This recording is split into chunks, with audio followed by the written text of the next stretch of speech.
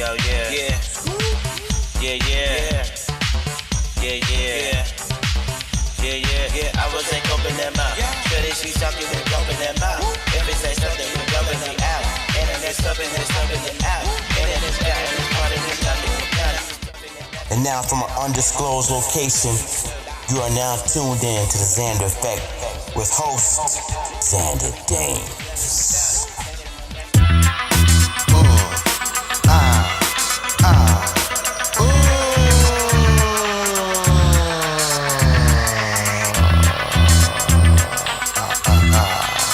Check it out. Flip Mode Squad 98 Raw Deluxe. Check it out, yo. I'll be the street hit, the brother your mama freak with. Put y'all people on if y'all know how to keep a secret. When I get money, you know I like to keep it. How I get money, others are trying to peep it. Flip mode, be winners you wanna form a team with. Them big money figures, the ones that plot the scheme with. Them brothers that be used to getting money frequent. The ones I would always measure my triple beams with. Until they start taking my people to the precinct. That's so back in the day, yo, that ain't nothing recent. Cause nowadays we meet women we like to speak with, eat with, lay them down and sleep with. Type of woman make a brother wanna keep it. Shorty be so exotic, she looking decent. Lot of corny others be offering whack free. I can't hold her heat no more, yo, I gotta release it. What y'all wanna do? Don't you know we always coming through? Me and my crew, let me hear you say fired up.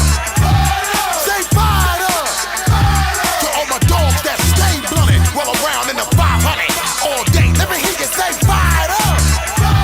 Say fired up. Come on. Now, every time that I meet a sucker who fronted, it's alright. Getting money and everybody want it. Smoke my big, get myself over, fall on the floor, and I gotta call my S500 Iceberg 5. Where you at? No need for alarm. Right now I'm cruising to the sounds of my enhanced CD-ROM. Hurry up, 5, and yo, you know it's about to get thick. I see this cap, I'm way behind my back, about to do a stick. Tell me where you at, I will be there in 10 seconds flat. You know I got your back, I'll be there just in time to counteract. Sometimes I might forget my S5 bulletproof. I turbo move and blast right through the ceiling in the roof. Coming through hitting you, knocking out a sucker too. Full speed ahead like we running a toll booth. Produce more flavor than very fine juice. Call a truce, sleep on me and my people are that loose. All my ladies in the place to be, getting money riding next to me. Let me see, let me hear you say fired up. Say fired up. All my people just wave your hand, getting money all across the land. One time, let me hear you say fired up. Say fired up. Release the heat, we letting loose to the extreme. We in the Iceberg S5, bounce from the scene. Recline my seat, rock to the beat, leaning so hard, it's like my whole squad up in the Jeep. Blowing up the spot and we hit them, know what I mean. Got you open, we keeping you people up like caffeine. Flying guillotine, seeing everything on my little computer screen. From here to Philippines, keep it moving, we never run out of gasoline. Gas me your arson and sucker with kerosene. Me get my 5, be running the mission you never seen. Hot shit, making you suckers forever fiend. Any one of you coming, you better come clean. Hit you with an overdose, some more rhyme amphetamine. Got your eye bloodshot, you need Visine. People is wildin', I think you need to ring the siren. What y'all wanna do? Don't you know we always coming through? Me and my crew, let me hear you say fired up. Say fired up. To all my dogs that stay blunted, roll around in the 500 all day. Let me hear you say fired up. Say fired up. To all my ladies in the place to be, getting money riding next to me. Let me see, let me hear you say fired up. Say fired up. To all my people just wave your hand, getting money all across the land. One time, let me hear you say fired up. Say fired up. Come on.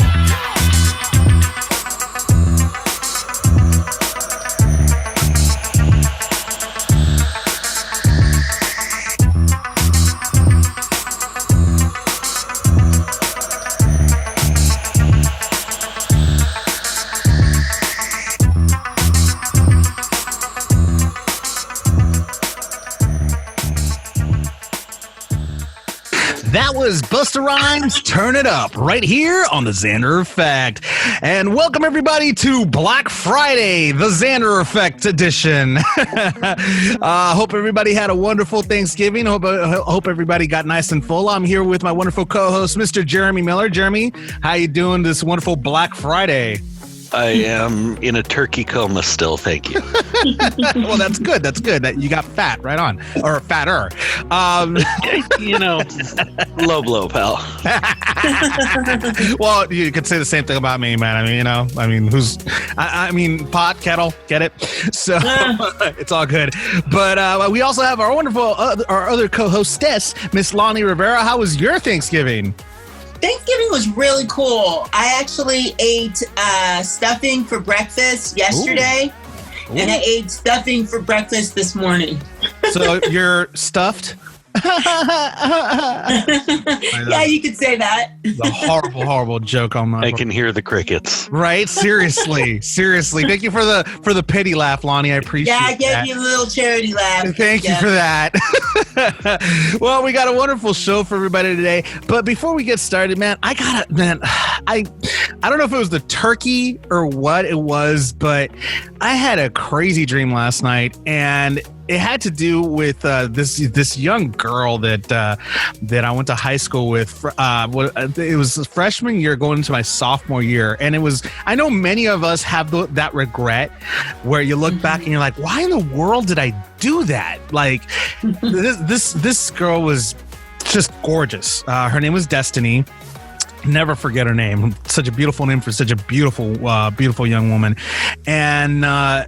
I was a sophomore. She was a freshman coming into this new high school, and it was a kind of a summer love type of thing, and during that time, I was just, one of those crazy kids that, I was a sophomore, upperclassman, I guess you might say, and checking out the new freshman crop and everything. And so I met Destiny over the summer at, I think it was, she was, I think, taking like summer classes or whatever to get a head start on freshman year. Very intelligent young girl too. And I don't know, it was... we instantly started liking each other. Everything was going great. We actually went on a couple of, I guess high school dates, you might call it, which is day dates.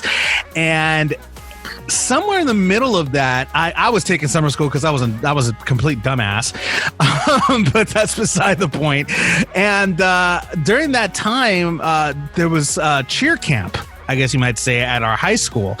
And I met, I started to have, like, I saw this one cheerleader. I'll never forget her name, Milani. And Milani, she's this beautiful girl. And I decided to drop Destiny for Milani for a girl that had no interest in me whatsoever. None whatsoever.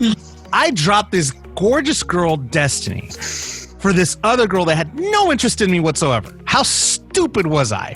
And to this day, it's a huge regret that I have in me. And it's so crazy because I ended up moving, actually, because I lived in Bakersfield at the time, and I ended up moving from Bakersfield back to Los Angeles because I was originally from Los Angeles.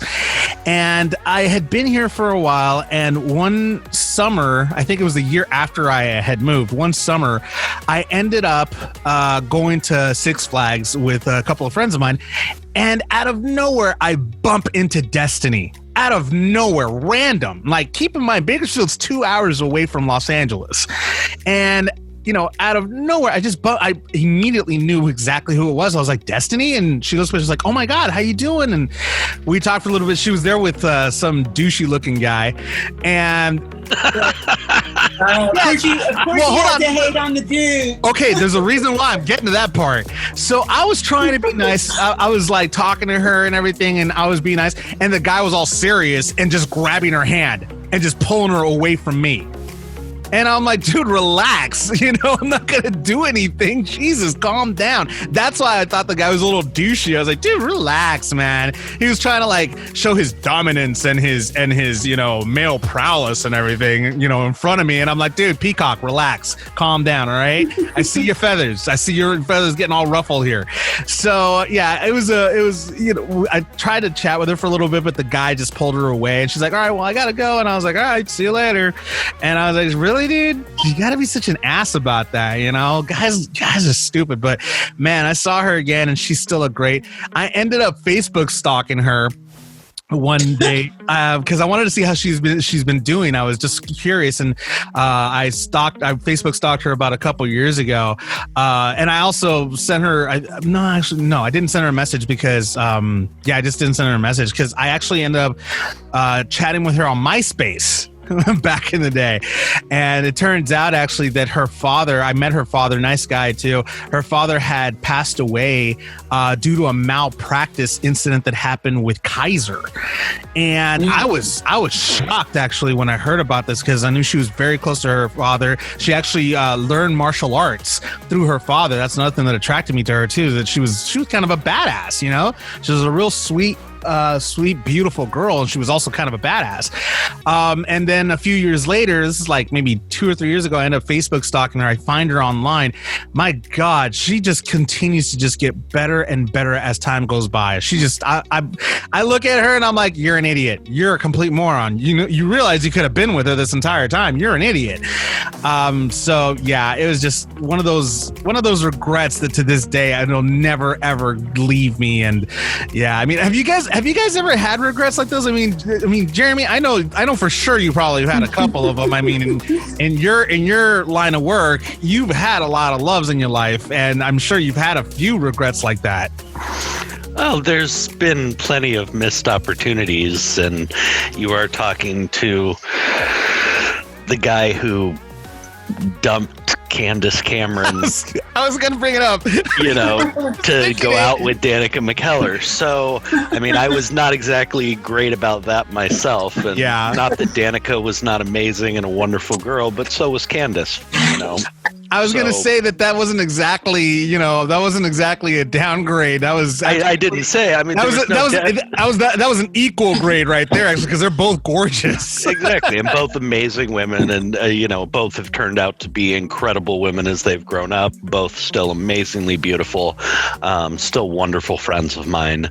But guys are dumb, plain and simple, especially when we're young, and that's just the things we do and the things you live with. I mean, I've had plenty of missed opportunities. There were plenty of, those passing, fleeting moments where your heart jumps and you don't know why you have that connection with that person you haven't even spoken to. But, it is what it is. I don't live my life with a lot of regret. There were opportunities that maybe would have been interesting, but I'm perfectly happy where I am at the moment.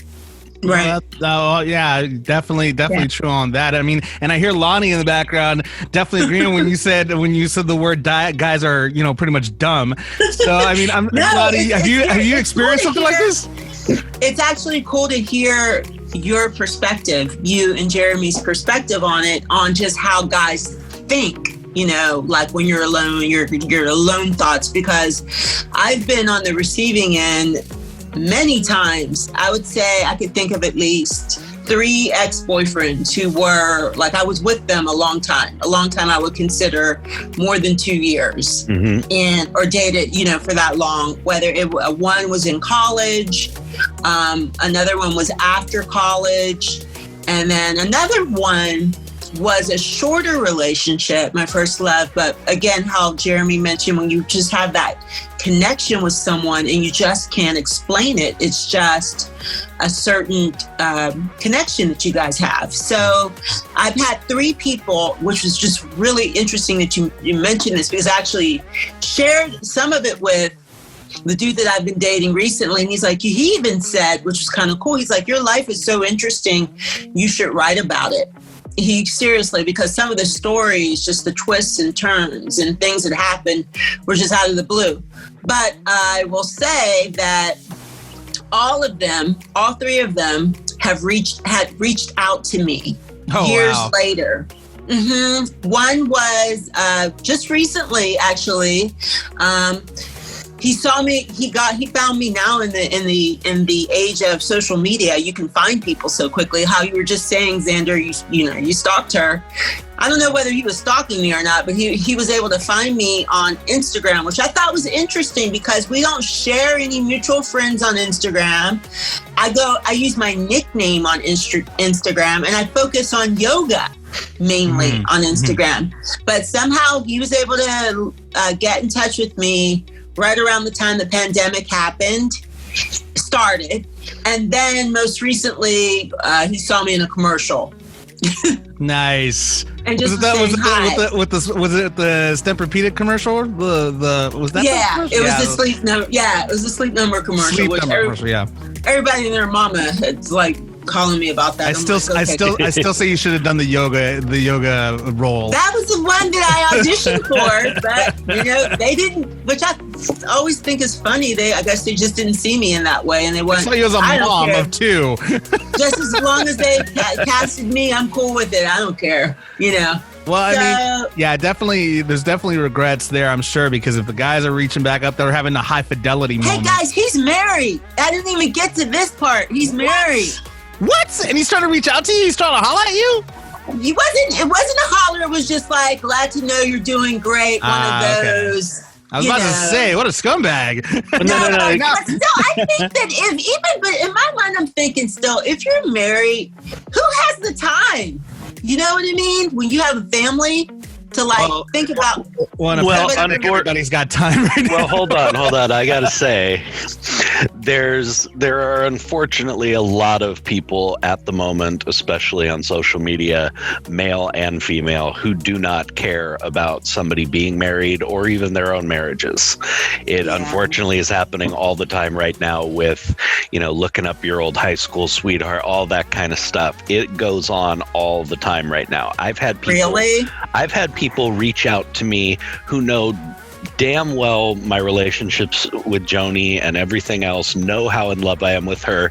And these are people from like 3rd and 4th grade reaching out and trying to, hey, I see you're Joni and, that's really awesome. But, if you're ever around and you want to get together and talk, it'd be really great. It's very suggestive. Dang. It's very suggestive. Yeah, they're testing the waters. And that happens all the time right now. It really does. But there can be a lot of innocence to it as well. I have a very dear friend from 6th grade. She was my 6th grade girlfriend, my friend Brandy, and kind of that first dating love thing. And she's happily married. She knows all about Joni. She reached out to me maybe a couple of years ago just to say hi, to catch up. And we've even had a couple conversations where, we discussed how things were between us back then and that kind of thing. And I even showed Joni those conversations to make sure everything's, so she felt comfortable and everything was on the up and up. But there were even moments where I was explaining to her, I was like, look, I was a dog back then, you were very important to me and I really did care about you. But being a stupid kid like I was, I was running around chasing any cute girl I saw and, stuff like that. But I wanted to convey to her that she meant something to me, that she was not, just some girl I was, fooling around and playing with her heart or anything like that. But at the same time, that conversation happened in full transparency with Joni and also with her husband. That's cool. And that right there, the experience you had, the way how you spoke just now, just so truthfully about how you felt. I had someone else this many, many years ago when I was in college, my first love, and the way things ended, it kind of didn't have closure. It was like a long story, the way that we ended. It wasn't like we ended, it was terrible and bad.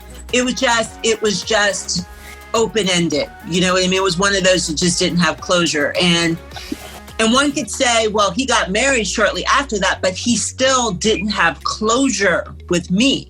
You know what I mean? And it's a long story. So I used to have this reoccurring dream, which was really weird. How like Xander was talking about, I had this reoccurring dream when I was in college. It was so weird, where in my dream, I was having a conversation with him, but he couldn't hear me. It was like, it would always end that way. And then one day out of the blue, I'm in my dorm. This is back in the day when people could like reach you by a landline because I didn't have a cell phone. And he called me. And he had gotten in touch with one of my girlfriends at the time when we both were living in San Francisco, got my number from her.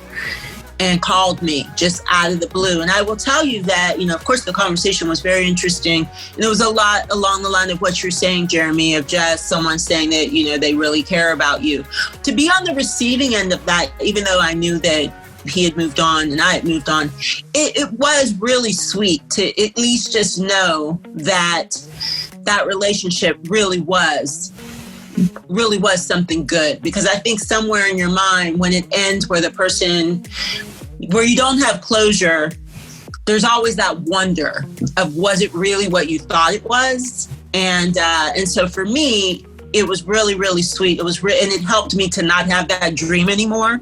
And what was really interesting is he even said that he was kind of haunted by the way things ended. Even though he moved on, he didn't feel good about it because I was somebody who he really cared about. Yeah. So I don't talk to him often, but till this day, we're still friends. And that's cool. One of the reasons because of that. That's cool. I mean, because it's so true. And, like I said, it's a regret of mine. I mean, in the dream that I had about Destiny, I basically told her, I was like, I will leave everything for you.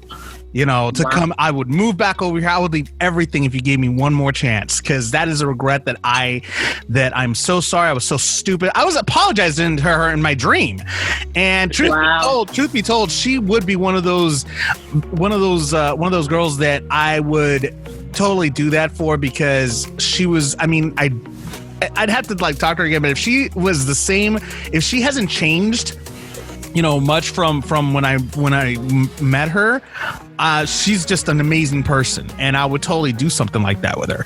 And she's one of the 3 women in my life that I guess have some sort of regret. Well, actually 2 out of the 3 really that I have some sort of regret for, that I really had strong feelings for. The other one's my ex-girlfriend Violet, and that's another one that was just my own insecurities that screwed that up completely. But she had a little bit of something to do with that. But that's the story for another day. But yeah, it's one of those things where regret's a hell of a thing. And if I were to ever see Destiny again, hopefully she's not married, but if she is, I would respect that, obviously. But if she's not, I'd be like, dude, I need to take that 1 second. That would be my second chance right there. I'd do whatever it takes to get that second shot. Yeah, she's definitely the one that got away. I'll admit that every day of the week and twice on Sunday. So, but yeah, that's just a random thing that happened this morning. I woke up, I was like, damn it. Well, like one of those damn it moments. Speaking of random and on a completely different subject, I have a kind of wouldn't say it's a outlandish story, but a little random here. It's not a follow-up to the Kegel machine, is it? No, it is not a Kegel machine follow-up. Although if there was, I would report on it. Cool. Hey, we care about women's health here, so exactly. Thank you very much. But interestingly, here we have a North Korean gymnast who defected from North Korea earlier this month by jumping over a 10-foot tall militarized fence. Wow. Was she a long jumper? No. Or a high jumper. The man's said to be in his late 20s and a very small stature, evaded capture for 14 hours after leaping over the barbed wire topped fence.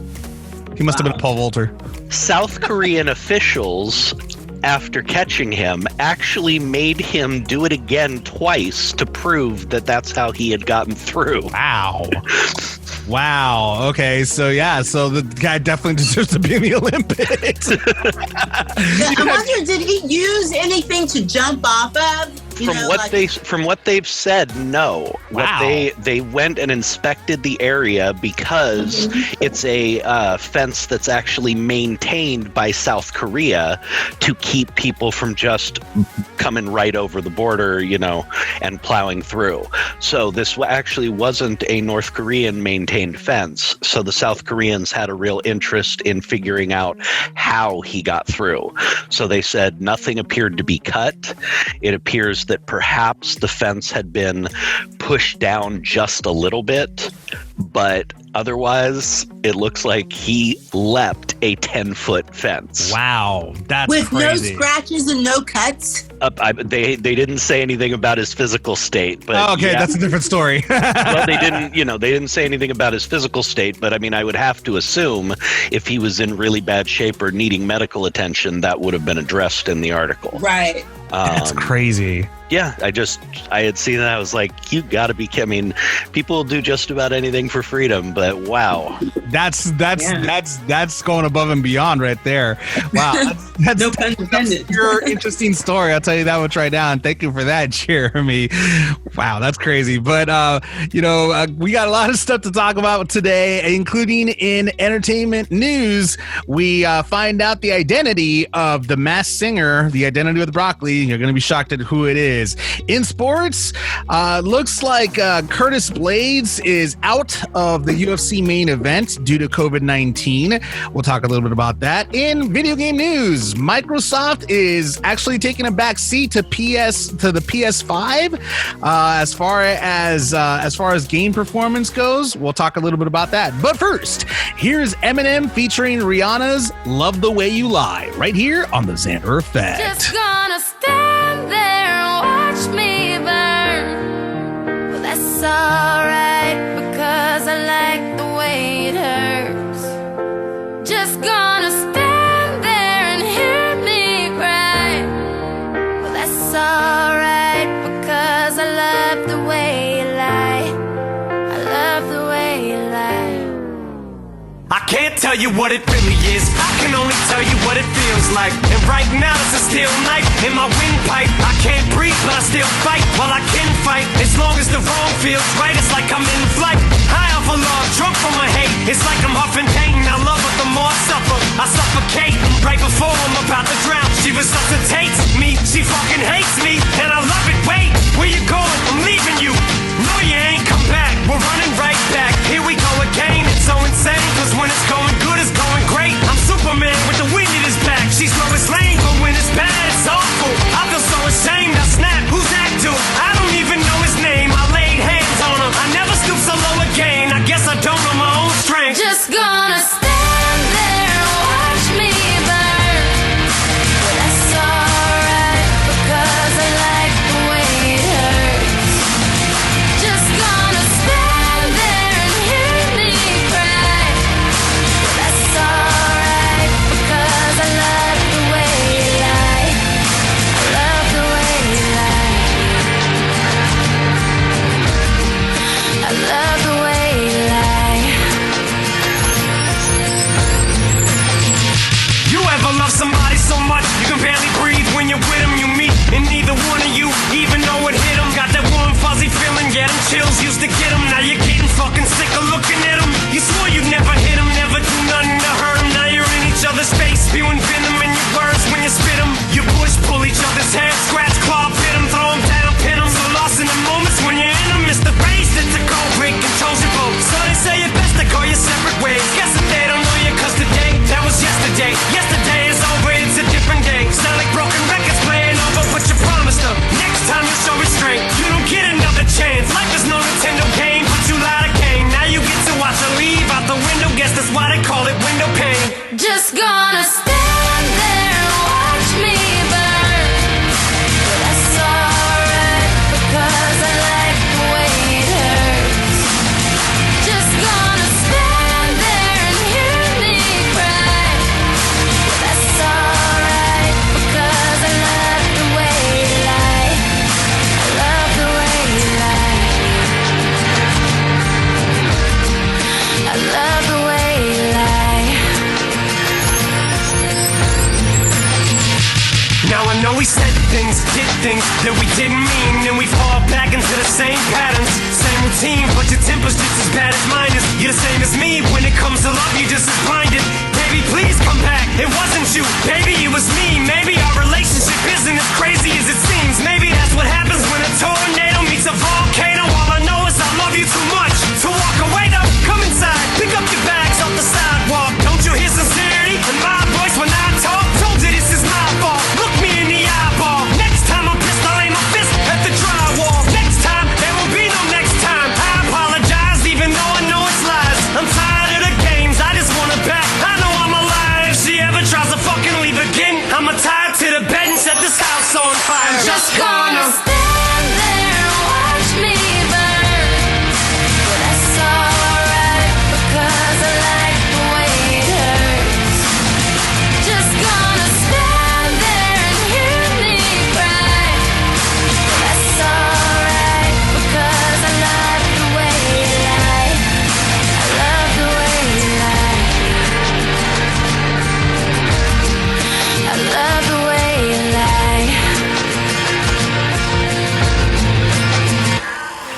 guys? This is Ariane Celeste. This is Larry Neymar, the founder of E! Entertainment Television. Hi, this is Maricela Cornejo. Hey, how's it going? This is Polo Molina. Hey, yo, what's up? This is the Xander Effect, and I am the DJ KID, the Kid Capri. Welcome to the place to be.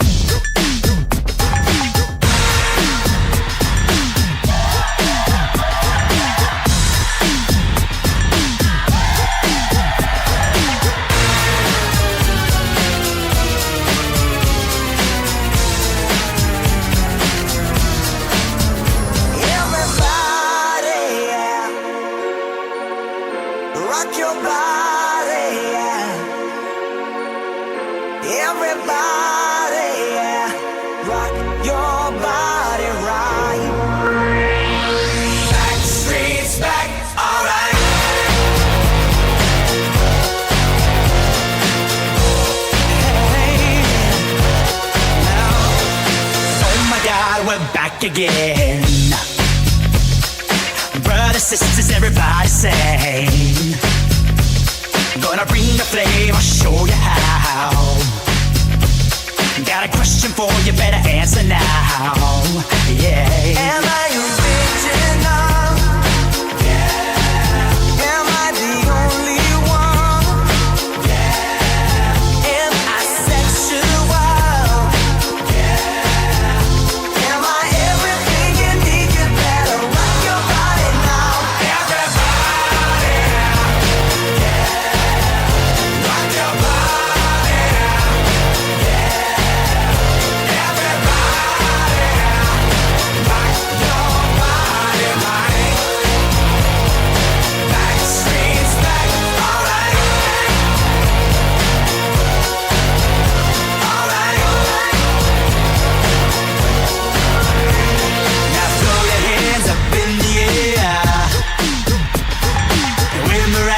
Just don't care.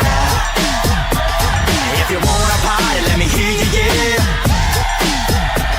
'Cause we got it going on again. Am I original? Yeah. Am I the only one? Yeah. Am I sexual? Yeah. Am I everything you need? You better rock your body now.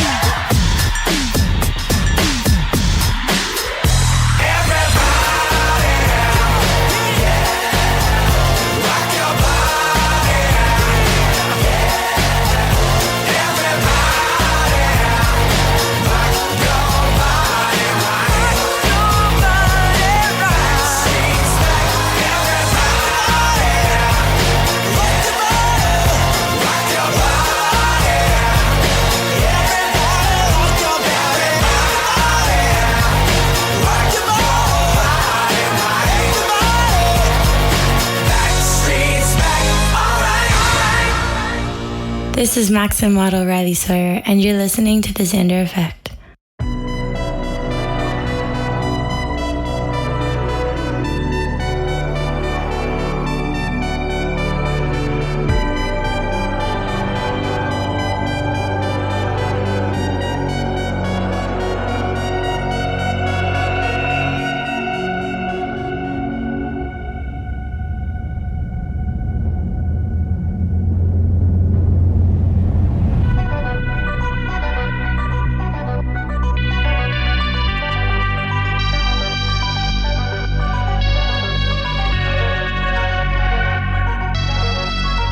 Yeah, I did it. I know it hurts so bad, but baby, I admit it. It wasn't something I wanted to do just to hurt you, or desert you, or make you feel like I don't love you.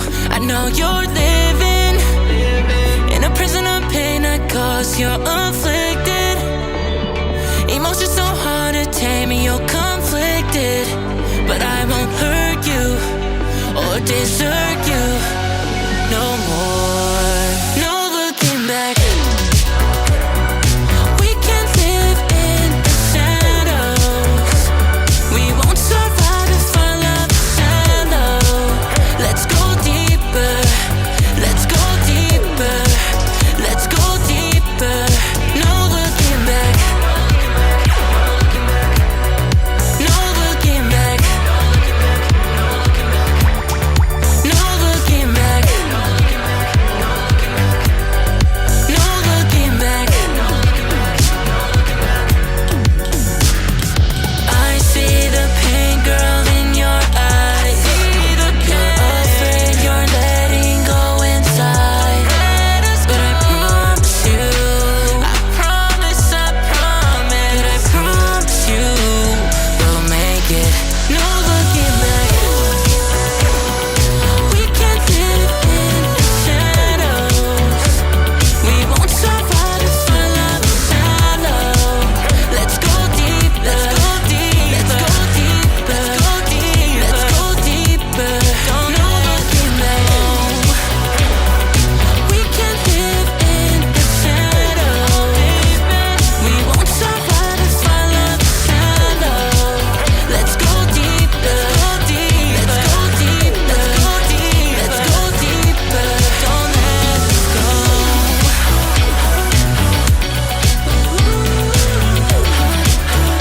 Don't go. Don't go. No looking back.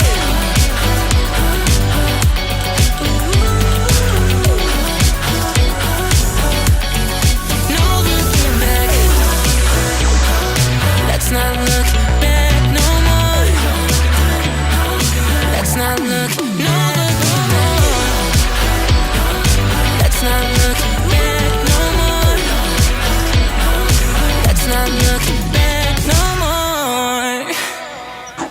more. That was Dose, No Looking Back, right here on the Xander Effect. In entertainment news, the Masked Singer, the broccoli in the Masked Singer has been revealed to be, well, here's a spoiler alert, just in case you haven't seen it and you have it recorded. Gonna give that one away. It turns out that it was Paul Anka that was the broccoli in the Masked Singer. And one of the very few judges that actually was able to figure out who it was Robin Thicke. And there's a reason for that, is because Robin Thicke, well, his Robin Thicke's father, Alan Thicke, was friends with Paul Anka, and Robin, was able to, he could recognize who he is a mile away, obviously. So it was really interesting for them to know who it was, and it was such a random legend to appear on The Masked Singer out of nowhere. So that was actually interesting. I mean, Jeremy, obviously you worked with Alan Thicke and with Alan Thicke, and you also knew his son. His son Robin. I mean, is this true that they actually know each other? Oh yeah, no. Alan knew everybody. I mean, that's the truth. Alan knew, if you talk about a legend in the music industry or in the film industry Alan not only knew them, he was probably dear friends with them. Mm-hmm. So Paul Anka was somebody he knew from going way back. I believe he had him on his show back in Canada multiple times, his talk show. And they were friends. That's all there was to it. They had a connection through music, and Paul Anka is somebody that Robin grew up around. So it's definitely doesn't shock me that he was able to pick him out. But no, that's a relationship that goes way back, and it kind of speaks to why I've never been shocked that Robin has become as big as he has and has reached the heights that he has.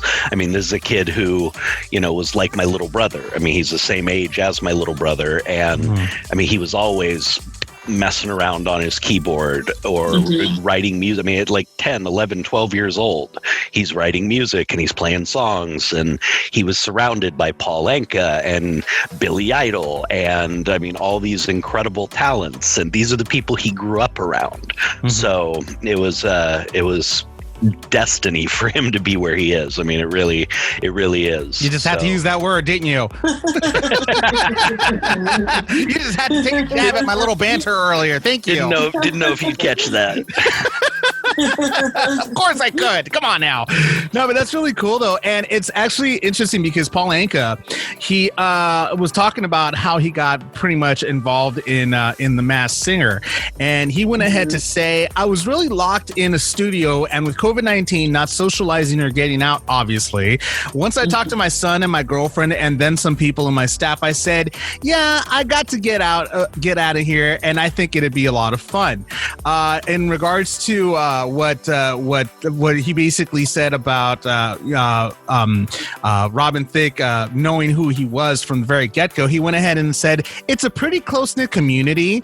There was a lot of diversity in who they guessed, from Billy Murray to Wayne Newton. I suspected Robin would figure it out because I wasn't really changing my voice that much, other than I was doing a lot of movement. I don't really suspect a lot of people watching or even on the panel have ever seen me in person other than maybe Robin. So that was actually obviously he knew that Robin would pick him out of the crowd very quickly. I mean, I don't know, Lonnie, have you ever heard of have you listened to any of Paul Anka's music? I have not. Well, the funny thing is, I guarantee you have, because he's written for so many people. Okay. Now you wouldn't be able to pick them out, but I guarantee there's a handful of songs at least that you would go, God, I love that song that he wrote for other people, or that he performed first that other people have redone. He's one of those guys that is just so musically talented and wrote for everybody at one point. And I knew about Paul Anka because my parents, they loved Paul Anka. Like, my parents loved him, and they would play all his music all the time. They actually had tapes. They still have a tape. So is this style, you guys, like, is it like Barry Manilow or Wayne Newton? Paul Anka, I would put him in the Frankie Valli. Okay. When he originated anyway, I mean, he kind of went everywhere, but he was of that Frankie Valli generation, that Jersey Boys generation. Okay. Yeah, I would have to put him in that category as well. So, I mean, but no, it's really cool because, I mean, Paul Anka is supposed to release a new album very soon. I mean, it's awesome that he's still making music up at this point in his life. I mean, that's really cool. He hasn't retired or anything. He's still doing the damn thing. And, he's able to be on The Masked Singer and, get some stuff going. So good for him for continuing. Just a side note, though, about that show. I've heard that the people, when they invite people on that show, they treat them really well. Their guests, like, they put them up, the ones who they have to fly out, and they keep it like top secret. Even when you're invited on it, you're flown in on a private plane. At least this is what happened with Wendy Williams, because she talked about it on her show. And you have to keep everything top secret. Like, nobody knows. You get on, you go do the thing, and then you can't say anything, until the episode airs. So I think it's kind of cool. Yeah, no, I mean, I wouldn't doubt it. I mean, these people are some of these, artists are legends in the music industry. It wouldn't surprise me that they're treated very well. They have to be. Mm-hmm. They're doing a network show, and they've earned the respect of many people in the music industry. So definitely, I would right. They would be treated with so much respect when they get out there. So, yeah, if you haven't seen it, there's go ahead and check it out, and you'll be surprised at the results. In other entertainment news, looks like Netflix is gonna break an 85-year-long record that has been held by MGM because MGM received like 5 nods at the 9th Academy Awards in 1937, but looks like Netflix might be breaking that record. And it shouldn't come as a surprise, really, because nobody's able to go go out. I mean, everybody's been isolated indoors. They haven't been able to go out to a theater to go watch a movie or anything like that. And Netflix has been what people have been just, glued to right now, which was great for Netflix. They're making money hand over fist right now. And it seems that they're going to grab a few awards, including possibly Best Picture as well. So I mean, I to be honest, I'm not surprised. I'm really, really not surprised that this is going to happen. I mean, Lonnie, are you surprised at all? Not surprised at all. In fact, it's so funny that you mentioned this, because that's what I spent my Thanksgiving evening doing, watching a really good film on Netflix. I don't know if you guys heard of it. Hillbilly Elegy. I have heard of it. Okay, Ron Howard. It's the new Ron Howard, yeah. Yep, directed it. And oh my goodness, if you guys have some time to just watch it, such a good film. So good on Netflix. And from what it seemed like, because I was reading the credits and everything after, it was based on a true story, it seems like. And and Glenn Close is one of the main characters, plays one of the main characters in it. Oh my goodness, she was amazing. And she was almost, didn't recognize her face, and she has a very distinct face. It's one of those things where I'm very happy to hear that a streaming site that streams on television, not in the theaters, is getting a lot of movies that are getting recognized. And these are movies that are not on the big screen. They're on the small screen, and they're getting Oscar nominations. That's huge, actually. That's very, very big. The fact of the matter that's happening, that's telling us that the spectrum of watching movies is changing. Especially right now, again, with COVID-19 and everything that's going on, it's something that, to be honest with you, I think that it was a long time coming, but this is something that was going to happen one way or another. And, it seems that it's working. The platform's working. I mean, I know, Jeremy, you have issues with this type of platform because you like going to the movies and everything. So do I. So does anybody, really. But I don't know. I still think that this might be a good thing for people to have the option to watch a movie at home than going to a theater. Of course. I mean, especially with everything going on right now, it's brilliant to have this option. Now, as a filmmaker, as somebody been in this industry, there is nothing like the experience of seeing a film in the theater, of that full immersion and everything else. And that is what filmmakers, shoot for. That's the platform that film has been geared towards. Now, things are changing, and filmmakers are having to take this new platform into account. But I'll give you an example, as we talked about, with Wonder Woman coming out. They've already had to push it back multiple times. I understand that they need to see a return, so they're going to go ahead and release it on streaming. But we're talking about an epic action film. This is not a film that was meant to be seen on a 30 to 60 inch screen. This is made to be seen on a 60-foot screen. True. This is a epic, overwhelming experience, and it is going to lose something in the translation if you are watching it at home. That's a fact. True. I mean, but at the same time, I also look at it this way, that it's going to be going to DVD anyway, so you're still going to end up watching it at home one way or another. Over again. Absolutely. I just have always believed, especially with films like that experience in person is just so crucial. So I personally, I don't go see a whole lot of films in the theater, but you can bet that those epic action or epic war films or anything else made to be seen in this kind of magnificent way, the first time I watch it, I'm going to make damn sure it's in a theater. Well, if I have that option right now, a lot of us don't have that option. True. You know what I was thinking the other day, though, even when, the pandemic is over and say, everybody gets the vaccine and things turn around, I think there's still going to be a lot of people out there who are germaphobes, who are afraid of when's the next. I'm one of them. When's the next one? Yep. And so, and then it made me start thinking, how comfortable are people really going to be again in the public, in a crowded movie theater, walking through, an auditorium, at a concert. I think it's going to be a while before things get back to normal. And I do normal in quotes, because what is normal Yeah, anymore? True. It's going to be a tough transition. It's going to be tough to try to get, like you said, quote, back to normal. So we'll but for right now, looks like Netflix is cashing in on the abnormal life that we're all leading right now. So we're definitely they're definitely nods going towards Netflix, a lot of Netflix movies, so good for them on that one.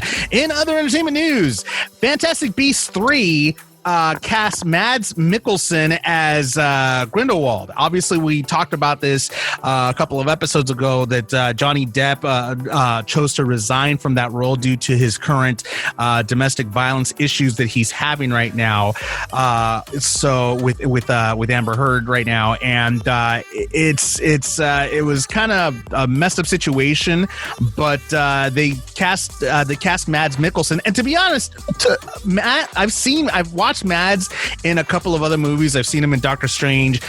He was in Rogue One. The guy's a really great actor. He's a really, really great actor. I think that he might actually offer a lot to the role. He's got kind of a very odd look about him that goes with the role very well, and he's got that a very sinister type of like raspy voice that can also work for the role as well. So but the problem is how are the fans going to react? I mean, there's a lot of Johnny Depp fans out there, and they might be a little bit upset at this situation. I mean, obviously, it's out of Mads and Johnny Depp's control at this point as to what the whole transition. But going from a character that people have gotten used to in two other movies, from a brand new character, and we've talked about this before, having to do with television.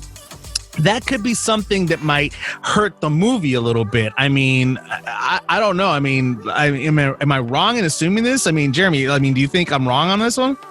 I don't think you're wrong, especially from a fan standpoint. But here's where I see a difference.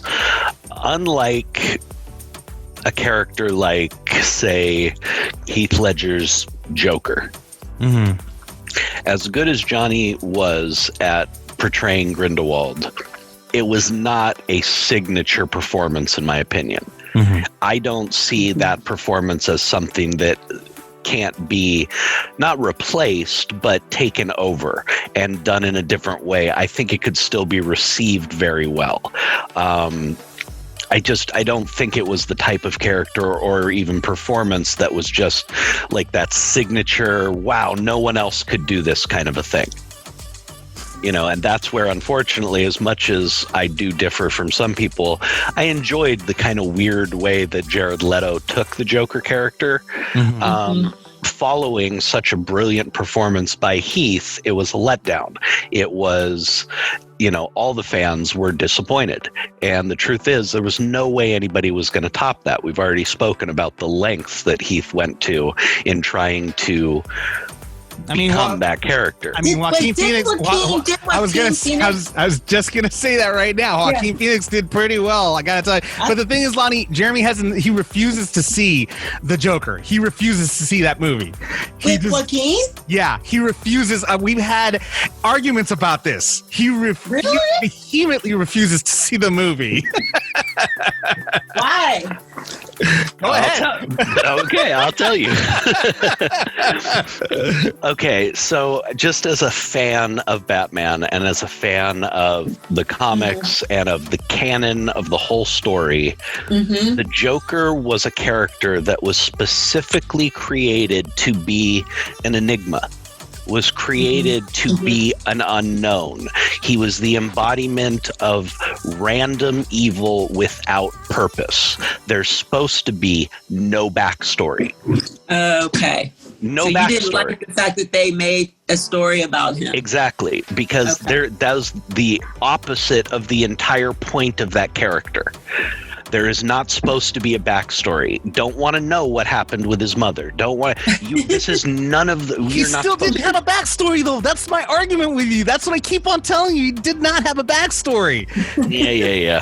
They made it. Okay, the way they did this was so genius. Okay, yeah, I thought it was good. He still remains not having a backstory because nobody really knows the true origins of the Joker. That's what I kept on trying to tell him, but he still refuses to concede. Excuse me. Hey, wait! Didn't Joaquin win an Oscar? Yes, he did, and Joaquin is a wonderful actor. But the fact is, I don't care what little thing they tied on at the end to say, oh, well, maybe it didn't happen this way. That's cheap writing, and that's not. Oh sorry, my God. That absolutely does not fix the issue. I got to tell you, folks, this right now. Jeremy's being very tame because when I talk to him on the phone, he gets very heated with this conversation and this topic. I don't know what you're talking about. Right. I am a perfectly serene human being. He's all calm right now, Lonnie, but let me tell you, it's so funny because it's the craziest debate we have about this movie to this day. We still argue about this, and he gets heated about it too. It cracks me up whenever I listen to him. But anyways, I mean, yeah, it's a very interesting transition going from one actor to the other. Hopefully, Mads will do a good job. I think he'll do a good job. I mean, Mads is a great actor. Yeah, I mean, I don't know, Lonnie, have you seen Mads in anything? No, I haven't. But with raspy voice, his face is interesting. I'm open. Open. Yeah, I think he might actually do a really good job with this. So we'll just have to wait and see and find out. Obviously they're gonna start. They have to start shooting very soon. So I mean, we have to figure out exactly where he's gonna go with it. And yeah, I mean, he went ahead and Mickelson actually did comment about this whole thing. He said, "quote, basically, he's right now, according to what IGN.com is saying, it's just a rumor." Mm-hmm. This actually just popped up right now that it's actually just a rumor that he doesn't really know what's going on. So he said, quote, "So I know as much as you do from the newspapers, so I'm waiting for that phone call." So apparently it's just a rumor what's going on right now. But yeah, this actually it was an update actually on the news story, and it just popped up that it's just a rumor. So we're just gonna have to wait and see. He would be a great Grindelwald, but we'll just have to wait and see what happens with that. Coming up next, we have an incredible up-and-coming rising star, Roxanne Luciano. She goes ahead and stops by and says hello to us and talks about her newest single, Rich Rich. But first, here is Roxanne Luciano's Rich Rich, right here on the Xander Effect. Roxy Roxanne Luciano. Hold up. I don't need your money, got my own shit. Miss Rich, about my business. Haters keep my name in their mouth, hope they choke on it. Rocks got ball so hard, they heard it gloat on it. Pull up in the coupe with my day ones. Bad getting riches ain't changed none. Diamonds on my neck might blind ya. Ain't got no Birkin money, I ain't got no time for ya. East Coast, West Coast, worldwide. Just got off a flight to your I'm outside. Money with my gang. Busta, bad, haters stay in your lane. You ain't got nothing on me. My shit expensive, you cheap. Might take your man, he a freak. Might keep your girl for the week. You ain't got nothing on me. Do what I want, I run me. Might take your man, he a freak. Might keep your girl for the week. You know what I like, right? Gucci, Prada. Prada, Fendi, Bentleys, couple red bottoms, trips overseas, jet skis, doing top speed. Can't stop me. Out in Cali blowing hella weed. I do what I want, you telling me. Haters envy me, love the jealousy. I got what you need, know the recipe. Bring him to his knees, make him plead for the rest of me. If I wanna get it, I'ma make it happen. I rock the boat, I am the captain. I move my hips, chain reaction. Dripping on these while I pass them laughing. Down south, up north, worldwide. Just got off a flight, tell your come outside. Money, money, money with my gang, gang, gang. Lost up, toe stay in your lane. You ain't got nothing on me. My shit expensive, you cheap. Might take your man, he a freak. Might keep your girl for the week. You ain't got nothing on me. Do what I want, I run me.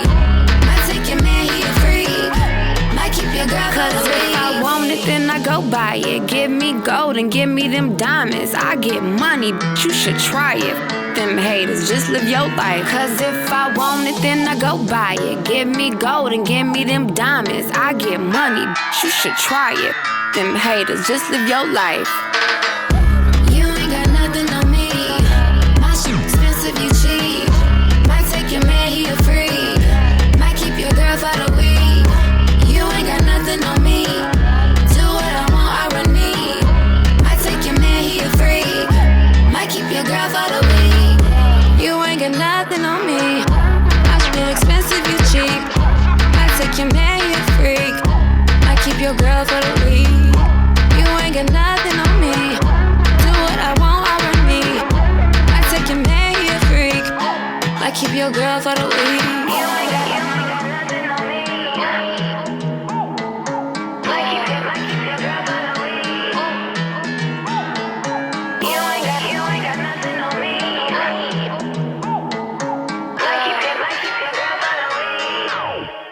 That was Roxanne Luciano's Rich Rich right here on the Xander Effect. And with us, we have the lovely Roxanne Luciano. Roxanne, how you doing today? Hello. I am wonderful. How are you? Good, good. How was your Thanksgiving? It was great. I didn't go out of town, of course. I just went down the street to my mom's house. Nice, nice. So it was fun. Cool. At least, at least you were with family, which is more than many people could say. So you got that going for you. But So Roxanne, I gotta ask the last name Luciano. That every time I hear that last name, it reminds me of the gangster Lucky Luciano. Lucky Luciano. Yep. Is there any relation there? Absolutely. That's exactly why Okay, so I used to watch this movie, and it's called Hoodlums. It's with Lawrence Fishburne. Great movie. Yes, with Dutch Schultz and Lucky Luciano. And he was just so smooth to me. I'm like, this man is just so smooth. He walks in the building and he doesn't even have to say anything. So I was like, you know what? Let me go ahead and see if that might work with me. Well, it looks like it is working. Like that. It is working. I mean, your song Rich Rich. I mean, I've watched the music video and listened to the song and everything. Very provocative music video, by the way. And I think that was the point you were trying to get there, and very well done. So I mean, it's basically it seems like it's a very independent, like it pretty much promotes woman's independence. Absolutely. And is that what you were going with the song? Absolutely. I mean, absolutely. I'm sorry. Go ahead. I was just gonna ask real quick if what actually inspired that song. I feel like we are in the era right now where women are winning so much. They're being noticed, they're being recognized, whether it's in the music industry, whether it's in anything with arts, anything. Women are, it's like, this is the time for us to shine. So why not put out a video that's like, hey, we are all bosses, we are all bad, let's get to the money, let's get to it. Don't let anything else get in your way. And it's okay to be a little provocative. It's all good. It's okay to show some skin. Be proud of who you are, embrace it, and rise. And that's exactly that's all I was on. No, and that's very much proven in the music video and in the song. Did you get any flack at all from anybody saying, oh, you know, I mean, because I know a lot of artists get a lot of flack for showing too much skin or over sexualizing a music video or the song. I mean, did you get a lot of kickback from that? I actually got a lot of positive feedback. Good. There was now when I posted my promo on TikTok, and I don't even know why I thought about doing that, but I posted my promo, and it was the part where I'm walking down the street and my butt is out. That video got 75,000 views, and TikTok took it off. Oh my God. Oh my God. But even still, it was all positive. Like no one said anything bad. So that was kind of cool. But I know that that's coming. I'm ready for it. I mean, well, that definitely is something that you're gonna get every once in a while. That's for damn sure. Yes. Well, and so I mean, I understand that you were born in Atlanta but raised in Los Angeles. I mean, do you still live in Los Angeles, or did you go back to Atlanta? I mean, is that where your origins come from? Yes. Well, yeah, raised in Los Angeles. I actually just moved back to Atlanta 2.5 years ago. Mm-hmm. So, yeah, my roots are definitely in LA. Pretty much all over the place. I had roots in Panama, North Carolina, a lot of places. And did like the music influences between the two places? I mean, were they very strong music influences in Los Angeles or Atlanta? I mean, were there differences? It's a big difference. The music in LA is, I don't want to say more animated, but it's a lot more going on, I guess, in people's videos in LA and in people's songs in LA. What I hated about the radio stations in LA is the fact that they dub a lot of the songs. So a lot of the songs that you might hear out here, like rap songs, they dub it to where it's like pop. So that nice. So it's like it worked for a lot of songs, but then some songs it's like, okay, this is just not working. I guess I don't know. Maybe it's because they're trying to cater to a certain, I guess, fan base or listener base. That might be the reason why they do that. It just depends on the location. I mean, that's just me guessing. I have no idea, but I'm assuming that's probably that sounds about right. Yeah, that's probably what it is. But I mean, did you get into music out here in Los Angeles, or did you just start getting into music when you moved back to Atlanta? No, I've been into music all of my life. So it definitely started in LA. But I've always loved Southern music. It's always, the South is just different. The South is the South, and you can't really compare that to a lot of other places. So it's like I have my influences from so many places, whether it's LA, whether it's Atlanta, like all my influences come from all different places. I mean, did you? But I mean, I'm curious. Did you always know that you were gonna be into music, or is this just something that you fell into one day and just said, you know what, I'm gonna try this out? Okay, so I've always known that I was going to be into music, but I have the worst anxiety in the world. Awesome, as many musicians do. So it took me so long to be able to be like, okay, you know what? Let me just go ahead and put something out there, something that means a lot to me. Like, I know my anxiety is through the roof. Every time I watch the video, I cringe. Like, I get so sweaty. I'm like, oh my God. But I've always known that one day one day I'm going to get over this fear of letting people just see me and just do it. And so now I'm here. That's, and that's interesting because it's interesting that you say that you have a lot of anxiety because I know this about you, that you are extremely shy. Yes. So the fact of the matter that you let yourself out like that you pretty much put yourself out like that, especially in a very provocative music video. I mean, was this maybe, is this maybe like therapeutic for you to get to like, are there maybe like two sides of you, like the shy side, and then all of a sudden once the cameras and the music hits, you let the other side come out? I mean, is this something that's very, that's very freeing for you? Yes, actually. Roxanne is on fire, okay? She doesn't care who sees. She wants the world to know this is a woman, this is who I am. And it's like once I get into that mode, the other person, it's kind of like, all right, she's just sitting back there just watching it all unfold. So that's the opportunity. Yeah, right. It is therapy. It's an outlet. It's an outlet for me to be able to just breathe and let it all out. Well, that's good. I mean, Lonnie, would you agree that this is that maybe because Lonnie, you're an actress as well. I mean, would you say that this is a good platform, like when the cameras hit, to ironically let go of the shyness and just be yourself? I don't know if it works this way for you, Roxanne, but I think that that sometimes performing.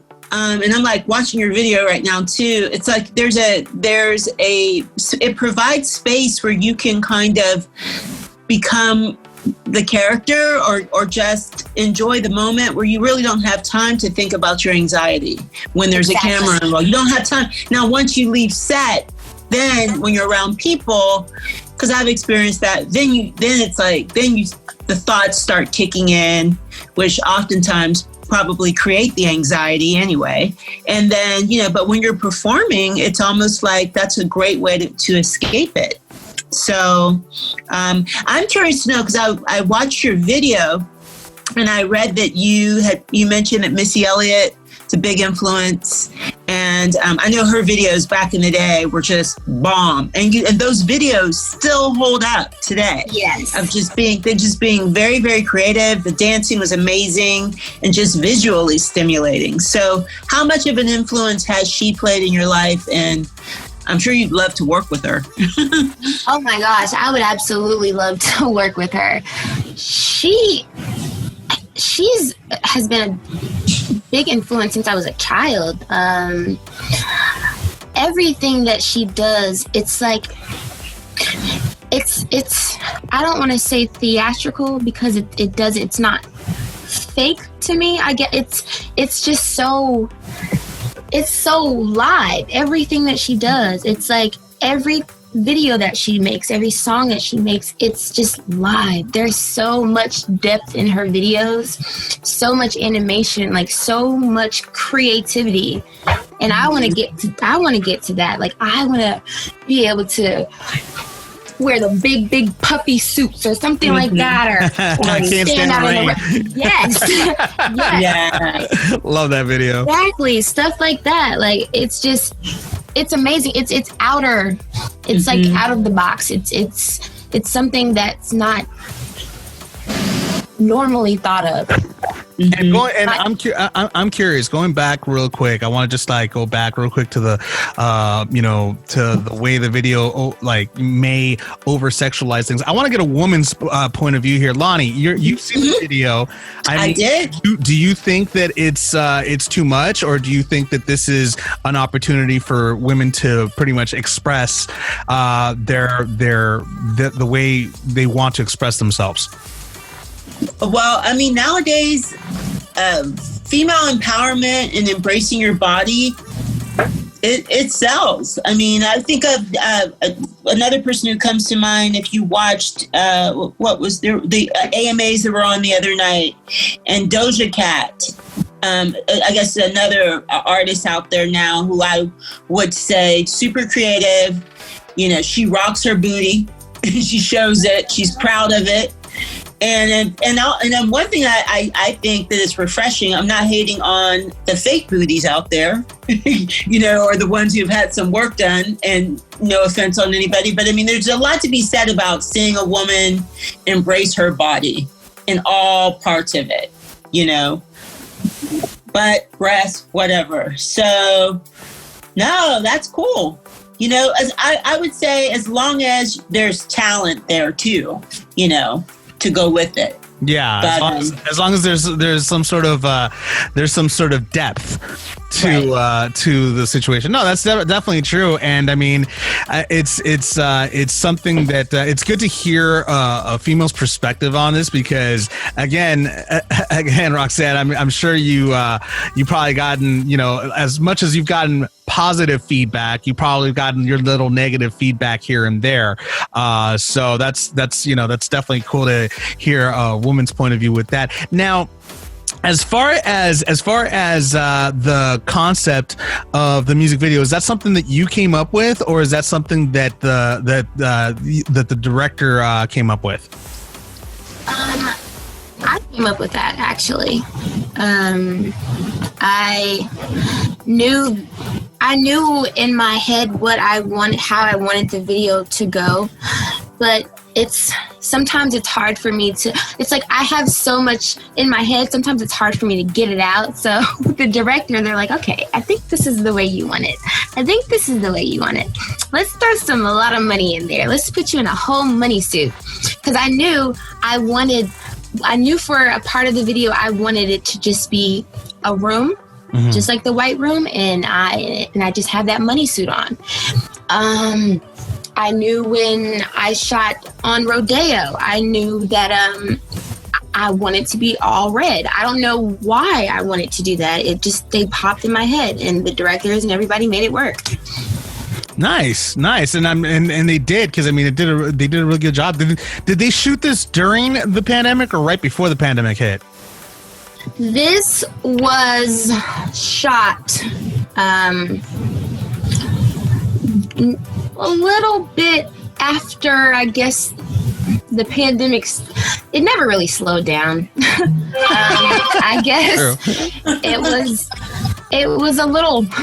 We had a little bit of room. Let's just say that we had a little bit of room. One part of the video, a big part of the video, it was literally just us. Nobody else. Everybody had their masks on. You know, the stylists, the directors, everybody. It was. The place was shut down specifically for us. Mm-hmm. Now, of course, on Rodeo, everybody's going to be walking. So we kind of had we had a place, a little bit of space during the time, like whatever time we were doing it at, to where it's like, all right, we have a little bit of room. Everybody mask up when we shoot. Only person who doesn't need a mask on while we're shooting is Roxanne. But as soon as the camera cuts, masks back on. Like, we took very safe protocols for the room that we did have. Good. Well, I'm glad that you guys were all, making sure that you're all safe. I mean, because that's the important thing right now, especially when trying to trying to keep on moving forward with work and everything else. So that's good that you guys are taking precautions. Now, as far as more songs are concerned, I mean, this is your single right now, but yes. I'm sure that during this time of the pandemic, you've been writing like crazy. I have been, and I might as well move into the studio. But it's like what other time is I mean, this is this horrible time, but what other time is better to get your creative juices flowing, to be able to just sit down and come out with a whole bunch of stuff. So I have a lot of more songs on the way, a lot of more hits coming. I mean, that's good. That's good, because it seems like you're doing pretty well with this song so far.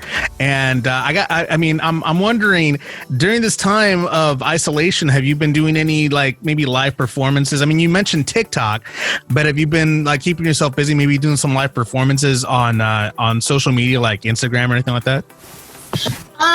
Actually, no, but since the video just came out, I do want to start doing that.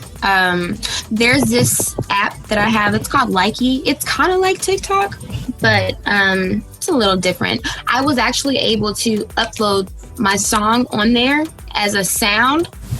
So I'm probably going to go on there, do some videos on there with the sound, because then people will be able to use the sound. And it's like social media is everything now. Very true. So once it gets out there, then I think it'll be great. But I did start doing live performances and stuff like that. And I know they're going to always be virtual right now, which is kind of cool to me. Mm-hmm. That's kind of cool because it's like, for me, it's preparing me. True, very true. I mean, I've been trying to get Jeremy on TikTok for the longest time. He just. Yeah. Jeremy, why do you refuse to get on TikTok? Told you I barely have enough time to do the social media I'm doing already. I don't need something else sucking up my life. Jeremy. See, now you got Roxanne, telling you to get on TikTok. Come on now. Yeah, I know.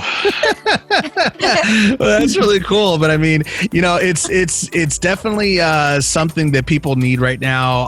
I mean, there's a lot of people that are doing TikTok dances, to different types of music and stuff like that. I mean, is that something that you're trying to get out there as well? I mean, trying to get people to dance to your music. Yes, I am definitely trying to do that. I've been taunting my little sister. She's 15, and I'm like, hey, look, I have a clean version of this song. Can you do a dance to it? Tell your friends, do some dances to it. Put it on TikTok, because I know you girls that all dance all the time. That's all they do, just dance. The younger generation, that's what they're doing. Yeah. That's exactly what they're doing. True. They're basically your fan base right there. It's absolutely, and I love that. I love that. I mean, that's cool that you're catering to them, trying to get them to dance to your music and everything and do TikTok dances. That's actually a really good. That's actually a really smart branding idea for many rising stars. I actually had it was so funny this morning. I woke up to it was a guy. And he was from Africa, and he did a dance to my song all the way from Africa, and I'm like, nice. What? This is ridiculous. Very cool. That's so amazing. I mean, that's got to be really cool for you to see that. Yes. that people are listening to your song on a worldwide spectrum. So I mean, that's definitely you're definitely getting the attention of many people.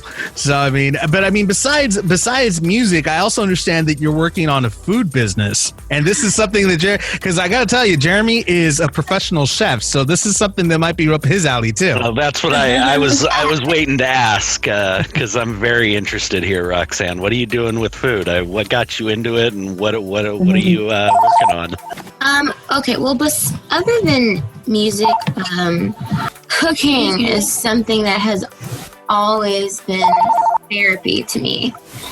When I am sad or when I'm going through things, I love to cook. And I learned from my grandmothers. One's from New Orleans, the other one's from Panama. So I learned from them. I learned from watching them. They always used to let me cook with them. And I'm like, you know what? This is something that I really love doing. It's like when I get into the kitchen, everything else disappears. I get that completely. It's that's my relaxing, meditative place. So I definitely get that. That's really cool that you enjoy that. I think many of us who enjoy cooking have that experience of learning from our grandparents, or a close relative that we loved. I learned from my grandmother and learned to cook at her side as well. So that's really cool. Chef Jeremy. Oh yeah. It's like Chef Boyard Jeremy right there. Thank you. So, there's a compliment. But no, seriously, Roxanne, this guy, he knows his stuff, man. We were actually just talking about this in the last episode, how Jeremy knows his cooking is like crack. He gives you a little taste and then you just want more. You know, it's a horrible thing, but you know, that's why I love them. Like Jeremy. I want to be like Jeremy when I grow up. There you go. I wouldn't go that far. Thank you. I was going to say that myself. Those days, I'm not sure I want to be me. But I mean, but we all still love you, guy. We all still love you, man. The love is there, bro. But no, that's really cool though that you're trying to create something with that. And I know that you're studying. You're actually in school studying business management as well. Yes, I am. Good for you. Thank you so much, Lonnie. I'm actually at Brunel University. And I'm studying business management, and it is exhausting, but I'm doing it, and so I'm happy. I mean, are you doing it because of the music career that you're getting into, or are you doing this because of you just want to be prepared for any type of business ventures that you might seek in the future? I'm doing it because I know at some point I am going to own my own business. So I want to be prepared for that. Good. That's actually very smart. That's actually because I know, Lonnie, that you are always concerned about artists and how they manage their money and everything. Yeah, I mean, hearing you know, have your hands in different things and then just wanting to kind of run your own business. I think a business degree these days, if anything, not that you need it to run your own business, but to me is the most practical thing. And also just having the freedom to be able to call your own shots. And so is that motivated by you wanting to be your own boss in the music industry because of so many of the horror stories that we've heard of where artists get taken? Actually, yeah, that, and I, of course, want to own my own little bakery shop one day. Cool. So, yeah, though, like I want to know the ins and out of the music industry, business-wise. I want to know the ins and out of food business, how to. I don't want to just own something and not understand what I'm owning. And I think a lot of people jump so quickly into owning these businesses and they're not, it takes a lot.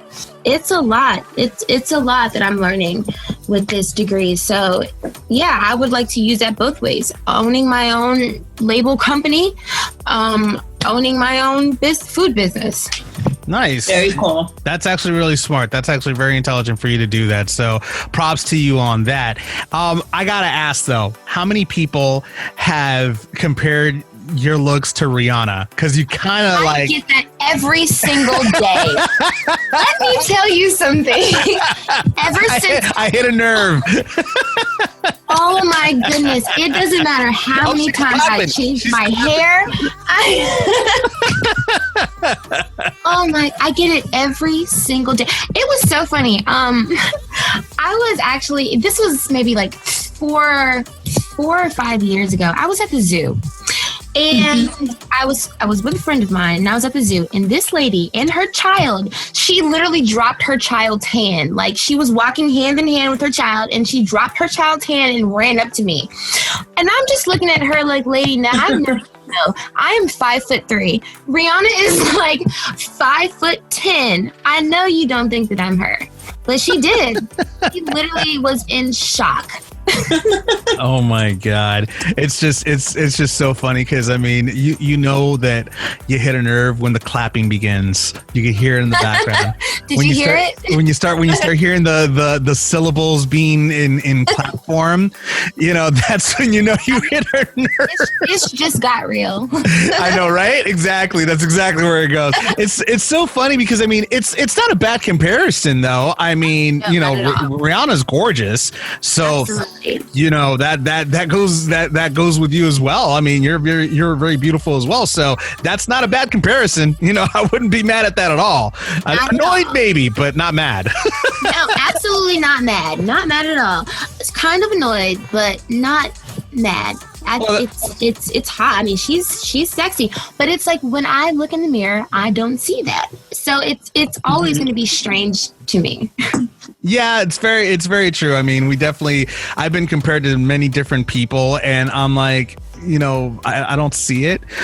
But okay, whatever you say, it's up to you. I mean, Jeremy is compared to, Jeremy. It's weird. I mean, when you go down the street, Jeremy, do people like, wait a minute, you're that Jeremy guy? No. You have to remember that I don't have a name. I answer to Ben. I answer to Hey You. Wow. I answer to... They don't even say, hey, it's Linus from the Peanuts Gang. They don't even say that. They don't even look like Linus. Are you kidding? My friends don't even know I did the voice of Linus half the time. That's funny. That's tragic. That's really tragic at the same time, but funny as hell. No, but that's cool though that Roxanne, you're taking it in stride, and you very much seem like you have a good sense of humor about it for the most part. Your comparison towards Rihanna. And but I mean, so with this pandemic that's going on, I mean, were you going to have any plans of touring or anything like that? I mean, have those plans, obviously a lot of touring plans have changed, but I mean, was that in your itinerary for this year? It was a thought. It was definitely on the table, but I am such a health freak. I just rather wait. I'd rather wait and do it at the right time. Like, of course, I want to tour. Of course, I want to do all of that. But I just don't think now is the appropriate time to do that. And that's actually very responsible of you. That's actually very, very responsible of you to go ahead and see it that way, because right now it definitely would not be the best time to do any of that. But for sure, I'm sure you must be getting pretty antsy. You must want to get out there already and start, performing for crowds and everything. Yes, so badly. Well, okay, see, and that's why I want to do the live concerts. I want to do the live concerts first. So I can get into that feel, because when I'm going to be on stage and actually performing for a crowd, I still want to be able to have that like, okay, yep, just get out there, you can do this, don't think about anything else until after this is over.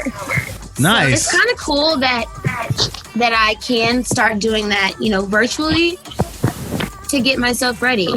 I was going to say, because you're shy. So yes. Performing in front of a live crowd, that must be a little bit nerve-wracking for you. Yes. Well, I've actually dealt with performance, issues going on set, going before camera. I have dealt with anxiety, as I've spoken to Xander about many times, not to be gross here, but I threw up out of anxiety and fear and nervousness before every single taping of Growing Pains. Mm-hmm. That's what I'm afraid of. I'm afraid of just going on stage, and as soon as I'm afraid of and it just all comes out. Well, first of all, I've actually been there. I love the story. Performing The Music Man in front of 3,000 people. Wow. I vomited all over the stage right in the middle of one of the performances. This one was not out of anxiety. I ate a whole pizza in between shows. We had a night show that night, and it didn't go very well. But here's the thing that deep down, just like I did. As soon as you step on stage, all that anxiety goes away. It's every time I step in front of it's a matter of getting to the performance. Yes. It's a matter of getting your brain ready for that part, getting to the performance. Once you step out there, I'm sure you experience that same, oh man, I'm right where I should be kind of moment that I do. That is very true. Because when I'm getting ready and I'm, getting my hair and my makeup done, I am panicking because I know I'm getting ready to go and this video is about to happen and all eyes are on Roxanne. But as soon as I get in front of the camera, you are right. It's like, you don't see anything else. You don't see anything. It's just you and whatever is going on for you at that moment. Absolutely. That's great. That's gotta be. Yeah, I wouldn't know about performing in front of anybody live at all. Actually, I've done a couple of things here and there, but I don't like. It's crazy because I mean, for me, I get nervous as well here and there, but it's almost like a switch. I mean, the moment that I know that I have to be out there to do something, a certain thing, I look at it as, you know what? They're here to see me, not the other way around. So I got to get over this here. You know, I got to get over the nerves and everything because, you know, I'm out here to do something for a reason, and it's a good thing. I'm out here to hype them up. I'm out here to make sure that they have a good time, that they enjoy whatever is going to happen. So it's definitely something that I've kind of, I wouldn't say I've overcome it. I mean, I still get nervous here and there, especially if I have to, like, you know, talk in front of, you know, a lot of people, and if it's like a presentation or something like that. I do worse in smaller group settings for some reason. I don't know why. Smaller settings are like, you know, they're focused. That's true. Right on you. That's very true. That definitely has a lot to do with it. It's like, oh crap. So that means I actually have to do well here. So, but I mean, you don't have that. You don't have that problem because I mean, you're looking at a larger groups. So I mean, that's a good thing for you right there. I mean, you know, but it's good that you're doing the live stuff because again, you're not only training yourself for the actual, like when it actually happens, when there's actually people there in front of you, but you're also, you know, providing entertainment at the same time to many people. You have to be, it's like entertainment is everything. People have to be entertained, even with commercials. If the commercial looks boring, I'm not going to watch it. Like, but it might even be some great information on there. But if it's not appealing to me and if it's not entertaining, then it's like that matters. People need to be entertained. But I also, with that entertainment, want to actually have something to talk about. Good.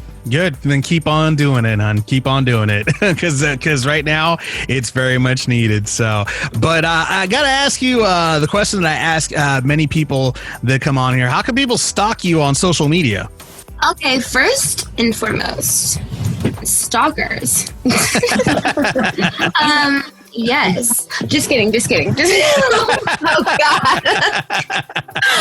Well, with that music video, you could be damn sure there's gonna be a lot of stalkers. Oh gosh. Look, as long as they're not Joes, then I'm okay. As long as they don't want to lock me in a cage.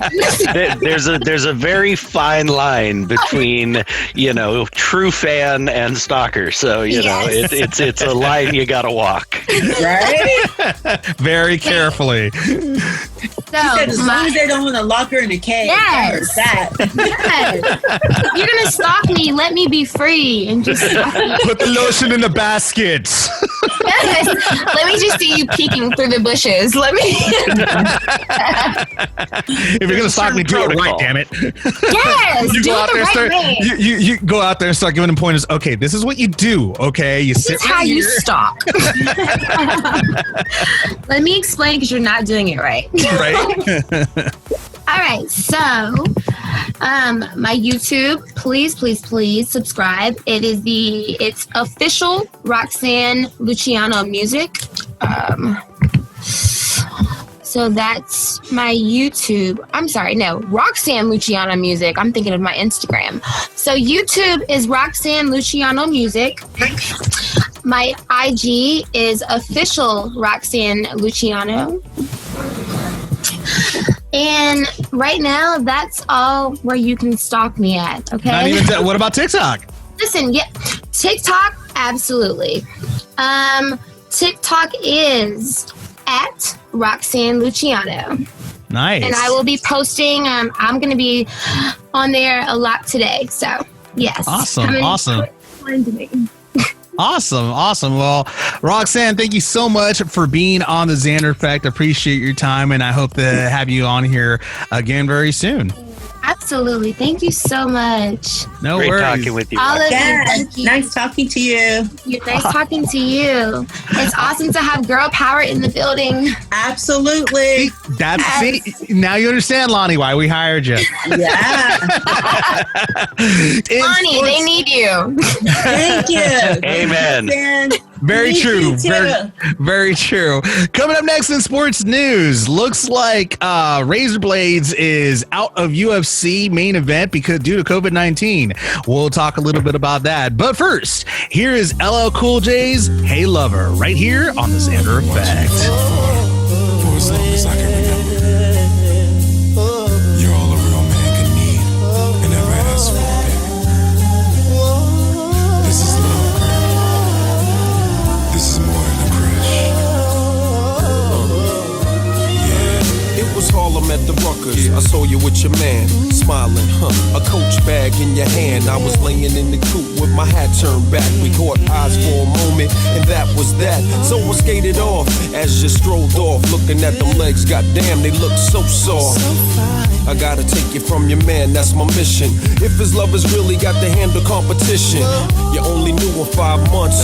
Besides, he drink too much and smoke too many blunts. And I be working out every day thinking about you, looking at my own eyes in the rear view, catching flashbacks of our eye contact. Wish I could lay you on your stomach and caress your back. I would hold you in my arms and ease your fears. I can't believe it, I ain't had a crush in years. Hey love, This is more than a crush. yeah. Check. This is more than a crush. Yeah, yeah. This is more than I see you at the bus stop waiting every day. Your man must think it's safe for you to travel that way. And I don't wanna violate your relationship, so I lay back in the cut with a crush that's a trip. Still, he can't stop me from having daydreams, tonguing you down with vanilla ice cream, kissing on your thighs under moonlight, searching your body with my tongue, girl, all night. I wonder one day could it be simple dreams could turn into reality. Our love would come down so naturally. We would walk down the aisle of destiny. What your man get is hustle on, got your type scared. Break you off a little chump change to do your hair. That seems to be enough to satisfy your needs, but there's a deeper level if you follow I'd lead. Hey love, This is more than a crush. yeah, I mean it's real. I mean it. This is more than a crush. This is more than Last week I saw you at the mall, standing at the payphone about to make a call. I had a vision, it was me on the other end, telling you come by and then you walked in. I touched you gently with my hands. We talked about traveling to distant lands, escaping all the madness out here in the world, becoming my wife, no longer my girl. Then you let your dress fall down to the floor. I kissed you softly and you yearned for more. We experienced pleasure unparalleled. Into an ocean of love we both fell, swimming in the timeless currents of pure bliss. Fantasies interchanging with each kiss. Undying passion unites our souls. Together we swim until the point of no control. But it's a fantasy, it won't come true. We never even spoke and your man Sway love you. So I'ma keep all these feelings inside. Keep my dreams alive until the right time. This is more than a crush. Yes.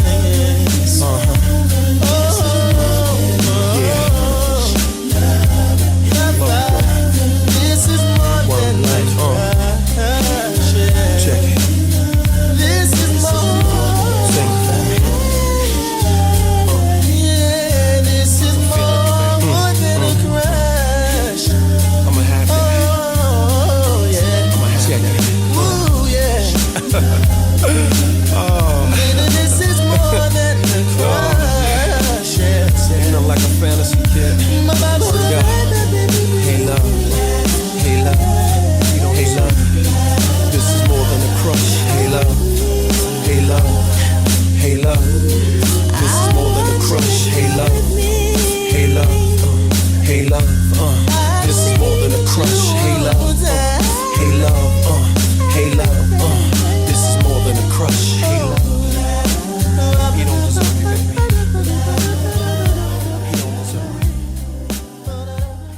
Hey guys, this is Sean Kanan. Catch me coming up on the Xander Effect. You're not going to want to miss this one.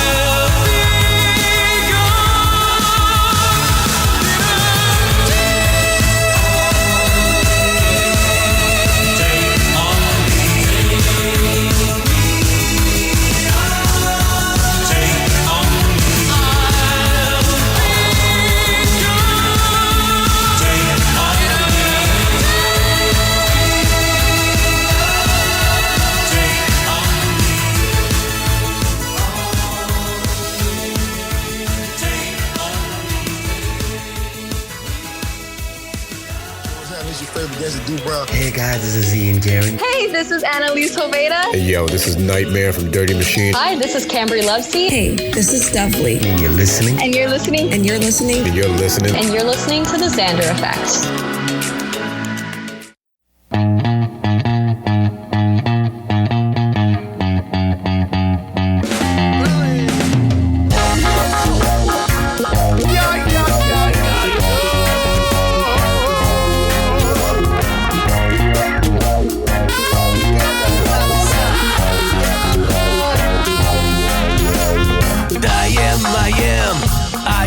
I am Rastafari, I am. 'Cause I am Rastafari, I am. Jah wake me up early to find Zion. I keep searching, I do. Trying to get away from Babylon, they can't stop me. It's true. I'm cleaning out my trades. To Jah I pray to elevate my righteous world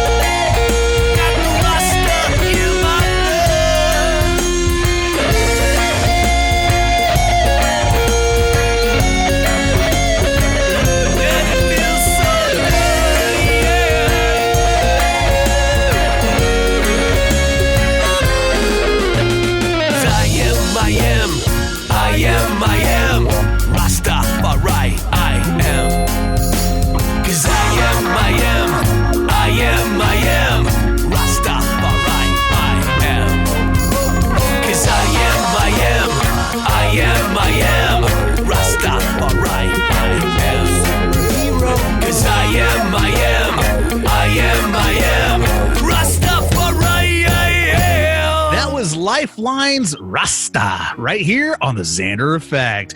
And again, thank you so much, Roxanne Luciano, for being on the Xander Effect, and hope to have her here on here very soon. I mean, her music's really good, guys. I mean, I definitely think she's a rising star.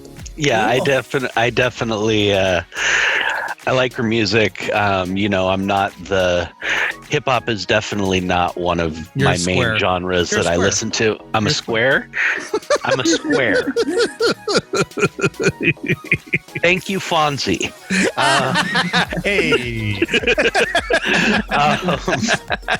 But I do like what she's doing, and the song I like the women empowerment aspect. I like the go get it aspect, and I like the now is the time aspect. So it's cool. Yeah, I agree with that. I mean, she's definitely a rising star, and definitely look forward. Lonnie, I know that you were pleased to hear that she's actually she's trying to get a business degree to be able to manage her spending and stuff like that. Because again, I know that you're always concerned about artists that take it with the industry. I just heard so many stories, about people not being fully informed or just not understanding what they're getting into. Just the fact that she wants to have her own business, whatever it is, I think is awesome. Yeah, no, definitely. And, definitely wish her a lot of luck in that aspect of her life as well. So, I mean, I know, Jeremy, that you were thrilled that she's getting into the food stuff, because that's right up your alley. Yeah, no, that's really cool. And I always love hearing about artists, whether they be actors, singers, musicians, any artist who's branching out into something else that's creative, and food is a creative passion. So that's really cool. I'll give you an example. I got to meet the surviving members of the Ramones. Oh, nice. And Marky Ramone actually has his own line of pasta sauces and Italian cuisine based on recipes from his grandmother. Oh, nice. And it was just a passion project. I love finding out about that kind of thing. That legends that I've followed for years have a passion for cooking and are doing something like that that's kind of under the radar. Yeah, that's really cool though. That artists get involved in food and everything, because I mean, we all got to eat, right? I mean, like I said as well, it's another form of creativity and expressing yourself, and I think that's something that connects with anybody who's already naturally creative. Absolutely. Very true. Very true. Well, again, I hope that she does very well in the business aspect of it, and hope to have her on the Xander Effect very soon. So that'd be great to have her. But we got some news coming in sports having to do with Curtis Blaydes tests positive for COVID-19, and he's out of the main event card against Derek Lewis. Now, this is a fight that a lot of people were looking forward to. I kind of was looking forward to it as well, because Curtis is just a beast. The guy is just a freaking beast.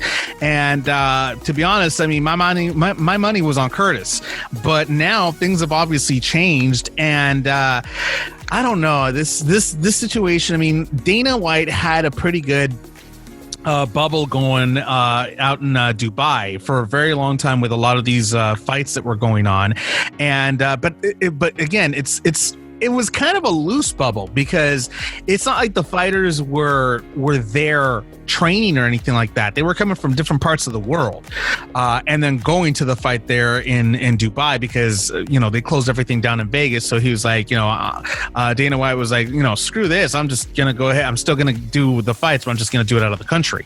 I mean, this I would think that this actually puts a wrench in the UFC card, so close to it being, so close to the fight. I mean, Jeremy, what do you think on this whole situation? Well, I mean, any cancellation this close to a fight throws a wrench into your card. I mean, you got to try and come up with a last minute replacement. I mean, whether it's a cut, whether it's an injury, no matter what the reason for, the postponement or the withdrawal from the fighter, it's always a major pain in the ass. I mean, that's just the truth. But one of the other aspects is people forget that especially in MMA, where you have to train for a specific skill set for a fight, having that changed up at the last minute can be devastating. We've seen some of the biggest upsets in MMA happen because of a replacement. True. And the reason's because you didn't prepare for this guy's style. It's Very not true. that the fighter's not good enough to beat him, but these guys train for months on a certain style, focusing on certain weaknesses and techniques of their opponent. And when that changes up, even more than boxing or any of the other competitive sports, in MMA, that is a major detriment. So it throws a wrench in everything. Now, I want to give Dana White some props, because while it was a loose bubble, he was still doing things responsibly, and that people were being tested immediately when they came in. People were being quarantined for a certain period of time when they came in, all that kind of stuff. And I think UFC being what it is, which is an individual sport with a few cornermen, that kind of thing, you have the ability to limit it more. Any individual sport, tennis, boxing, MMA, anything like that, you're going to be able to limit the people surrounding it and have a little bit more control. On top of that, I don't have as much of a problem with it, because these are grown men who are being paid a paycheck and are making a decision to put themselves at risk or not. True. And right now, as it stands, looks like the co-main event that was going to be going on, because this is for UFC Fight Night Las Vegas, and it's for Saturday. So that fight between Curtis Blaydes and Derek Lewis is completely canceled now. They're hoping that they'll be able to move it to reschedule it for UFC 256 on December 12th. That's what they're hoping. But as it stands, the co-main event between Anthony Smith and Devin Clark has now been moved up to to be the feature fight. So at least they have a backup for that one. But it still sucks. It still really sucks to have that. But yeah, I mean, I could agree with you as well that having a replacement so last minute does put a wrench in the plans, because like many people don't understand that the fight game is a game plan. There's always a game plan to fighting. It's not that you just you train for a few months and then just go in there and go at it. No, you actually have to. It's like football or basketball or any other sport. You have to watch tape on your opponent and figure out what their weaknesses are. Where you're going to be able to capitalize on that weakness. How you're going to be able to get there. You got to figure out exactly. Okay, this is a stand-up person. We need to have training and stand-up to make sure that you're going to be able to counter anything that they're going to throw at you in a stand-up game. Or if it's a ground game, what are we going to do as far as if the opponent's ground game is weak, then that person has to train harder on the ground game to be prepared for a takedown and the ground game from there. So there's a lot of stuff, a lot of different strategies that go into the fight game that many people don't understand. And like you said, Jeremy, it's not that, if there's like a major upset, it's not that the fighter was a bad fighter. It's just that they weren't prepared for something like that. It's a last minute addition, to a cancellation, or to, in this case, due to health reasons. But it's definitely something that many people don't understand about the fight game, is that it could definitely the lack of preparedness can actually determine the outcome of the fight more so than the fighter themselves. Especially in MMA. People don't realize that, unlike boxing and unlike other combat sports, the difference between winning and losing, in other combat sports, they say is, it's a matter of inches. In MMA, it's a matter of millimeters. Wow. These guys are so closely grouped in their talent. Every one of these guys in the top 10 or so can beat everybody else on any given day. True. Their skills are so close. Their abilities are so close. It's not a matter of inches. It's a matter of millimeters. And if your preparedness is taken away, that is, I mean, now given the guy who's coming in at a last minute's notice is also unprepared, but he's got nothing to lose. And that makes the difference a lot of times. Unlike boxing, where you can come in unprepared, given the game plan is still so important, but it's boxing, so you only have a limited skill set you're allowed to use. So no matter how unprepared you are, if you're faster and stronger, you're probably going to win. It may take you longer, but you're probably going to win. In MMA, if you're faster and stronger, the guy may just take you down to the ground. And now you're doing grappling and your game may only be a fraction better than, there's all these things that come into it with MMA that are so different than other sports. And again, Lonnie, you can probably attest to this. Most people who are casual fight fans tend to forget about the strategy. Yeah, I didn't even realize there was so much strategy into it. I was going to say, Lonnie's over there quietly taking notes right now. Yeah. It's like, I'm learning something new. Yeah, I just didn't realize. I mean, but it makes sense because there's so much involved in MMA. I mean, you can see that because it's a kind of a mixture of martial arts and then it's kind of boxing too. Oh yeah, it's a mixture of everything. Everything that works basically. Yeah. And that's what makes it so brilliant. When it started, it really started as a test of styles. It was started to show the dominance of Brazilian Jiu-Jitsu. But at the time, you had pure kickboxers fighting sumo wrestlers, and you had there was no weight class. No, there was no weight classes. Wow. There was no. You had a boxer fighting a ground game wrestler guy. So it was a real test of styles. But over the years, it has morphed because people have learned what works. So the styles have gotten closer and closer together. They're all different amalgamations, different combinations of these same styles. So it's become very similar, even if guys are maybe stronger in one area or the other. I mean, even the best nowadays, even the best stand-up fighters have formidable ground games and can get on the ground and defend themselves and possibly even submit you. So people only see the brutality a lot of times.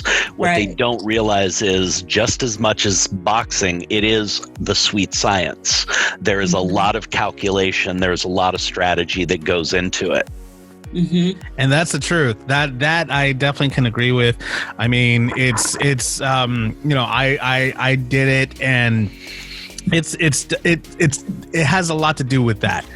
And I mean, right now, unfortunately, Dana White decided to cancel it with good reason, because I mean, first of all, it's a Saturday night. It's a UFC Fight Night Saturday, so it's not like it's a huge pay-per-view per se. It's something that's pretty much, I believe it's free on you can watch it on I think Fox Sports or ESPN, one of the two. I forget which one it is. So that's why it's not that big of a change or anything like that. But still, it sucks, and hopefully they'll be able to reschedule it for the next UFC pay-per-view. But in other sports news, involving MMA, looks like Vitor Belfort is calling out Anderson the Spider Silva, and he wants to rectify the loss that he got from him back in 2011 when he got KO'd by Anderson Silva. And here's the thing: we all know Silva has retired. He's done. He's done from the fight game. My gripe is, why are you calling out a guy that's already retired? Why are you calling out a guy that, has taken a lot of bumps and bruises over the years? Why are you calling him out now? I mean, I'm wondering if maybe it has to do with maybe he always wanted this fight and he never got it, and now that Anderson is no longer with the UFC, maybe now's an opportunity to be able to get into another fighting promotion. I mean, it's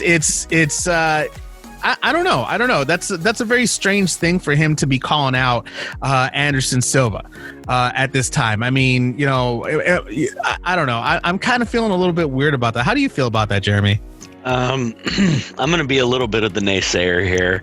Now, given, I don't know, none of us know what's going on in Belfort's mind, but he has had a history in the press of antagonizing fighters he's had an issue with. Yeah. And I find it rather telling, not strange, that he's waited until Anderson Silva is at his low point to start talking trash. This is a man who handed him his ass when they fought. I mean, this was not a close fight. This was not anything that he could, you know, oh yeah, no, I won and it was the judges, or no, he got his ass handed to him. And he's waited to talk shit about one of the greatest fighters of our generation, quite possibly the greatest fighter of our generation.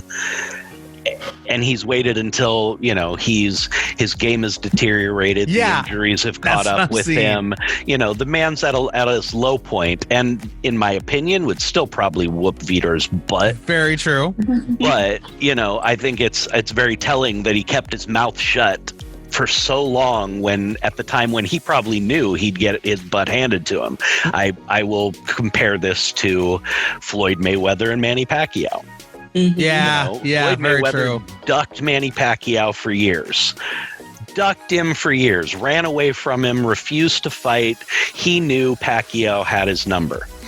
He waits until Pacquiao's skills have completely diminished, until age is catching up with him, till he was in court battles and all these other things back in the Philippines, because he was in government back there.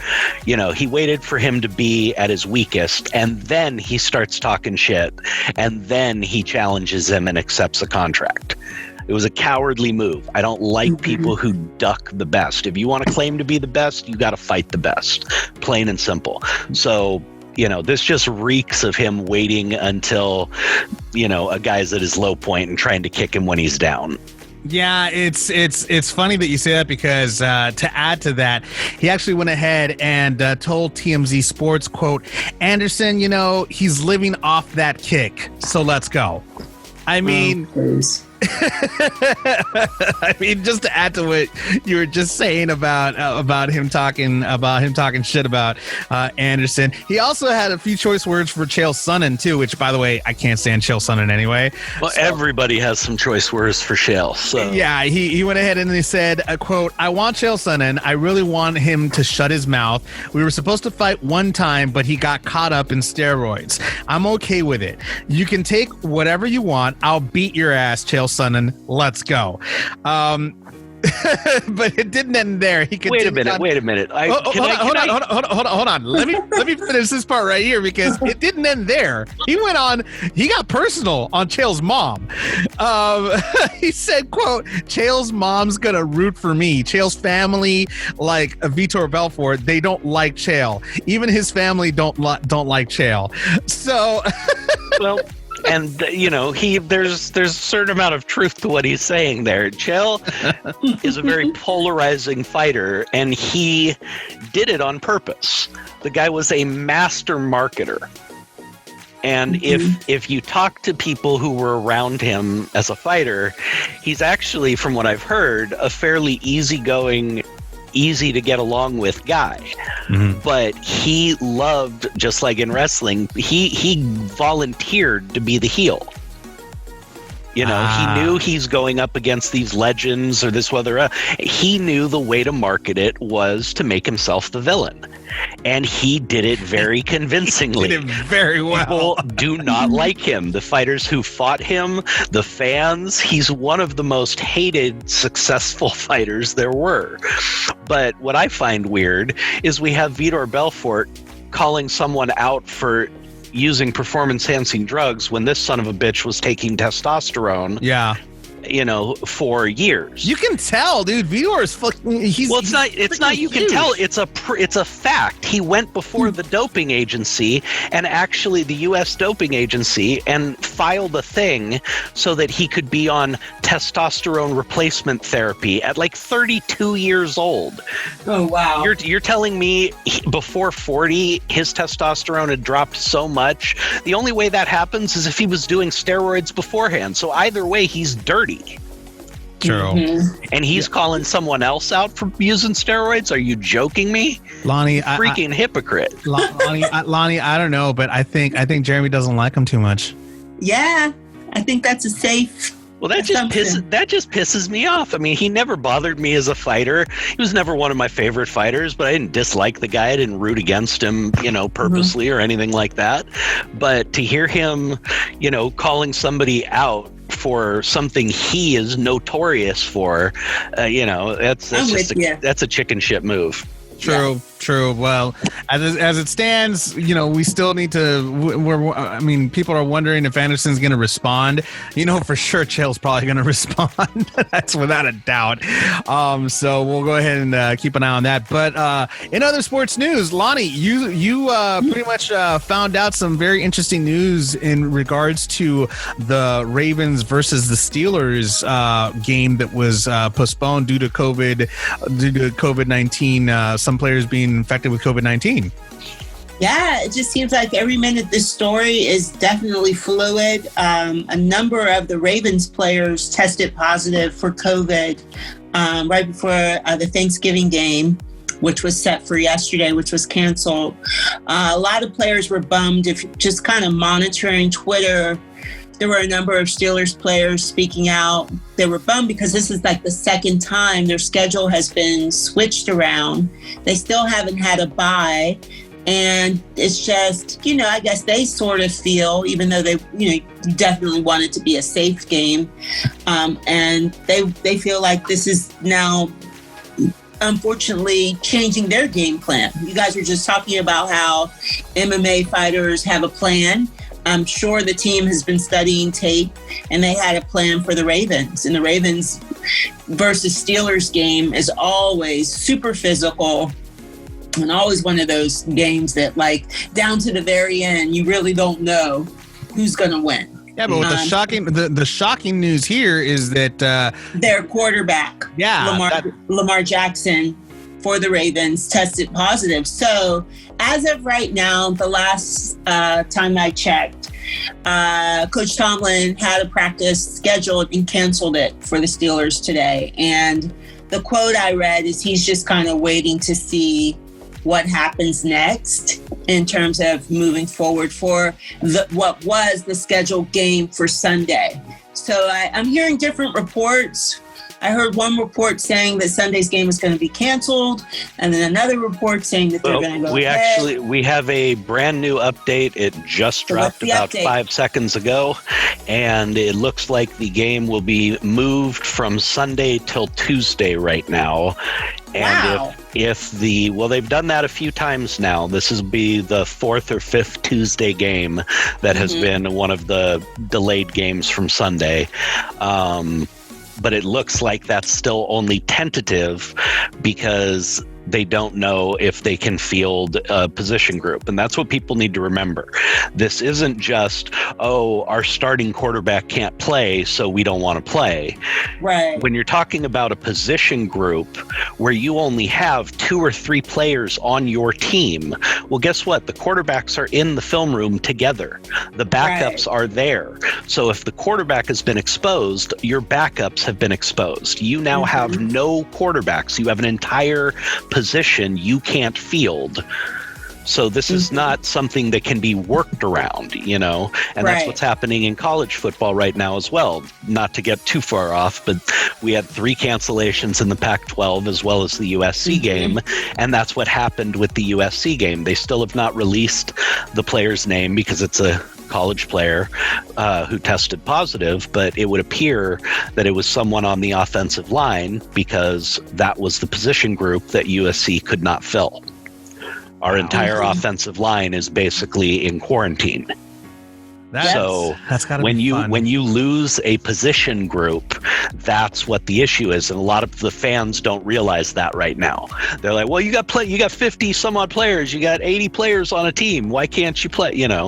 It's a position. If you can't fill that group, and the smaller that group gets, the harder it becomes to fill.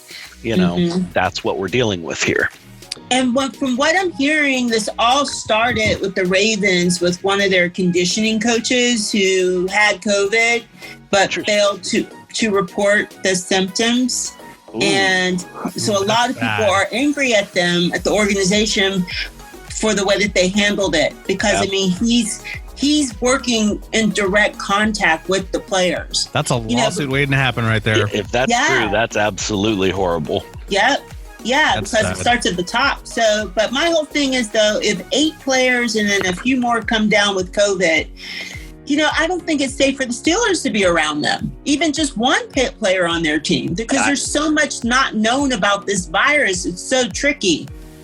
I absolutely agree. And that's where I think some of the blowback that I've seen has come on social media. And it's only been small, but even some of the Steelers fans have called out the Steelers for their reaction. Yeah. And, calling them out for, don't you think you guys should be safe and watch out for. So they have received some blowback for that initial reaction of, kind of being called out for not looking out for themselves and their families. Right. Winning, I mean, the thing is, keep in mind, they're undefeated. So in their mind, when you have momentum like this, oh, absolutely, you want to keep going. You don't want there to be a delay. And so I get that they're having an amazing season, but at the same time, you have to think about your health. Is it worth winning again when you put one person on the team at risk and the entire team comes down with COVID? It's not worth it. It's a tough situation right now, and man, it sucks to hear that. It really sucks to hear the how irresponsible some people can actually be, as far as their health and as far as the health of the well-being of others. But hopefully no more cases will arise from this particular matchup right here, and let's just hope for the best for everybody right there. Let's hope that everybody gets well soon. Hopefully Lamar Jackson will go, because that's a big blow to the Ravens right there, losing Lamar for a little bit. That's a really huge. Really big. Although in all honesty, in the first game we played against them, he did not have a good game. I mean, Lamar, it's crazy because Lamar, he hasn't been doing too well this year. He's doing a lot. He's not doing as well as he did last year. He's had a bit of regression. A little bit. I mean, that could have to do with no preseason as well. There's a lot of issues going on. I mean, for lack of preseason, and in saying that, in other sports news, talking about no preseason, it looks like the Cowboys are being plagued right now with injuries. I mean, this is just a horrible year for the Cowboys. I mean, we have Zach Martin that actually returned from an injury. He shifted to right tackle, and before that one, however, we have Cam Irvin that was rolled up by a defender in the game between Washington. He was rolled up by a defender, and he was lost for the day with a knee sprain. 4 snaps later, Zach Martin, who just returned from injury, was lost for the day as well, as he strained his calf on a 3rd and 5 in the Washington red zone. I mean, this is just so bad for the Cowboys. And, running back Ezekiel Elliott went ahead and said, quote, I mean, it's just kind of this year in a nutshell. And it's that's just the facts right now. Mike McCarthy went ahead, the head coach of the Cowboys, Mike McCarthy, went ahead and said, quote, I can't tell you how proud I am of those boys just jumping in there, Brandon and Terrence, because they had to take over Martin and for Irving, and he went ahead and he continued on to say, but you make adjustments. Unfortunately, we have quite a bit of experience with that situation this year, and that's not a good thing. I mean, they've had huge losses. I mean, Dak Prescott was a ginormous loss for the Cowboys right now, and this is just not their year. I mean, this is just not their year, and partly it has to do with lack of preparation, lack of a preseason. I mean, we've talked about this before many times that this is just that type of situation right now. That's why fantasy football had to be shifted around a lot. And even though fantasy football is coming towards its end very soon here, I mean, Jeremy, as the fantasy football guru of the Xander Effect, what's your advice at this point for many people that might have a lot of these players on their roster and having to shift around a little bit? At this point, this late in the game, especially with so many injuries and so many people being out and so many first round, people that were top picks for fantasy teams being out. At this point, you're getting close to the playoffs in fantasy football. And if one of your guys has now gone down or is out with COVID, or you got to do some big replacement, now is not the time to play it safe. Now's the time to take a big risk. Because you're going to lose one way or the other, most likely, if you're losing one of your big stars. So why not go out with a bang? Look for that long shot guy that you can replace him with, that nobody else is thinking about, that you just have some feeling he's going to pop in this game. Put in the kicker. Well, it's start a third kicker. But that's really the only advice in this kind of crazy season this late in the game. You're not going to be able to make a trade. You're not going to find anybody really decent on the waiver wire that's got a name. So you got to go for that long shot. You got to look for that backup quarterback who happens to be against maybe a weak matchup. You got to look for that fourth string wide receiver who's getting to start and happens to have a weak matchup. You got to find that guy that is going to pop and do something big for you. It's got to be a home run or nothing situation. That's how you win. True. Good. That's sound advice right there, Lonnie. Are you gonna join our fantasy football league next year? No. Come on, it'll be fun. You know what would be really awesome is if you became the champion. That would be fun. Well, the rookies always have the odds. They do. I don't know why it is in fantasy football, but man, I am telling you, first-year players are almost always in the playoffs, and they almost always win. It's ridiculous. I might, you guys. I might. We'll teach you. We'll teach you. Yeah. If you teach me, then yeah. We'll teach you. We'll teach you to lose. I'm just kidding. Oh, she follows your advice. Hey, who's the champion? Who's still the champion? I never lost. Yeah. I mean, Lonnie, who are you going to take advice from? What's up, McCaster? No, bitch. No. Okay, there was no asterisks behind my championship, sir. I'll get an outside consultant. There you go. Smart. Hey, very smart. Go ahead and lease out your team. There you go. There's no rules about that. There's no rules about that in fantasy football. You can go ahead and do what you got to do. It'll suck for the rest of us, but that's more of a moral issue between you and your conscience, Lonnie. See, we're gonna leave that to you and your conscience if you decide to do something like that. See, the mind games begin, and you're not even in there yet. Oh my God, I gotta tell you, fantasy football is a lot of fun. I do miss it, but not this year.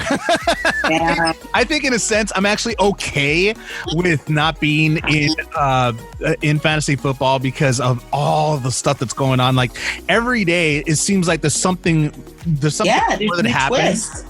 Every time there's like new players that are being injured, COVID-19 postponed. Yeah. I mean, it's just all bad for any fantasy football owner this year. Yep. Making adjustments, you have to be really you have to figure out what adjustments you got to make. I mean, it's just definitely not a good year for fantasy football. And again, in a sense, I'm a little bit happy that we well, you know, one of us left, the other one got kicked out. But we're not going to go there. Coming up next in video game news, it looks like PlayStation is getting a one-up on the Xbox Series X. We'll talk a little bit about that. But first, here's Annalise Hoveda.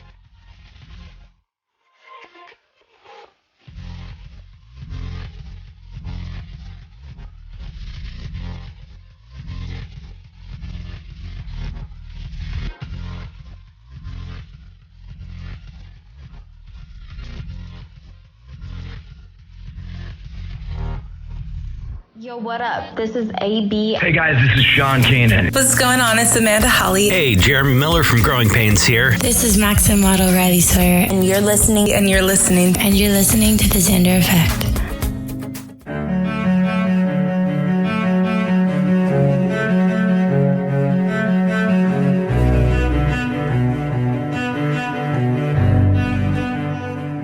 I need another story, something to get off my chest.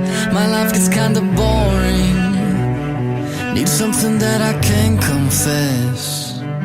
Till on my sleeves I stained red from all the truth that I've said. Come by it honestly, I swear. Thought you saw me wink, no, I've been on the brink. So tell me what you want to hear, something that'll light those years. I'm sick of all the insincere, so I'm gonna give all my secrets away.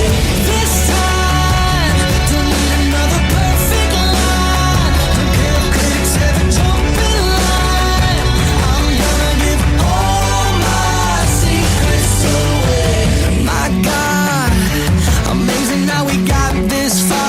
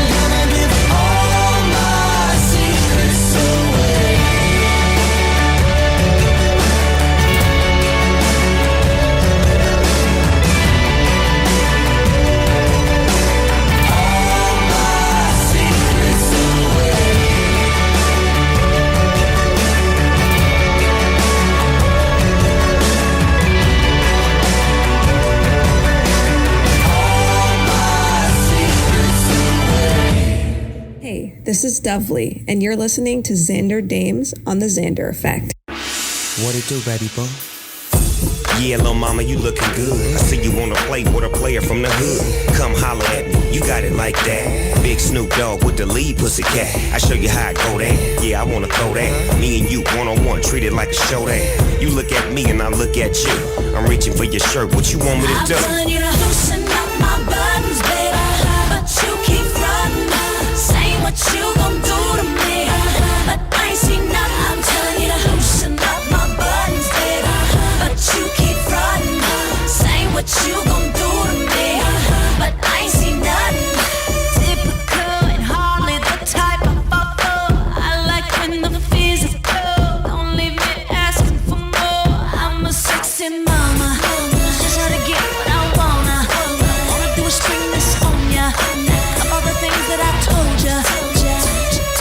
You've been saying all the right things all night long, but I can't seem to get you over here to help take this off. Baby, can't you see? This goes off on me. The heat coming from the speed. I'm about to blow. I don't think you know. I'm telling you to loosen up my buttons, baby, but you keep frontin', saying what you gon' do to me, but I ain't seen nothing. I'm telling you to loosen up my buttons, baby, but you keep frontin', saying what you gon' do to me, but I ain't seen nothing.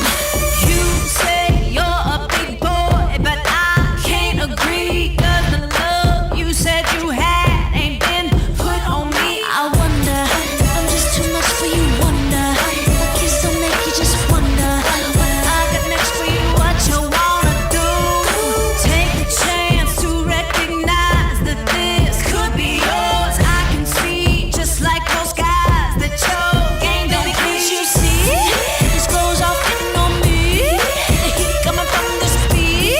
I'm about to blow. I don't think you know. I'm telling you to loosen up my buttons, baby, but you keep frontin', saying what you gon' do to me, but I ain't seen nothing. I'm telling you to loosen up my buttons, baby, but you keep frontin', saying what you gon' do to me, but I ain't seen nothing. Now you can get what you want, but I need what I need. Now let me tell you what's cracking like before I proceed. I'ma show you where to put it at. PCD on me, yeah, I thought I saw a pussycat. Now roll with the big dog, all 6 of y'all on me. Now tell me how I feel, baby doll. Ashley, Nicole, Carmi, Jessica, Kimberly, Melody, you telling me? Loosen up. Yeah, I can't take this.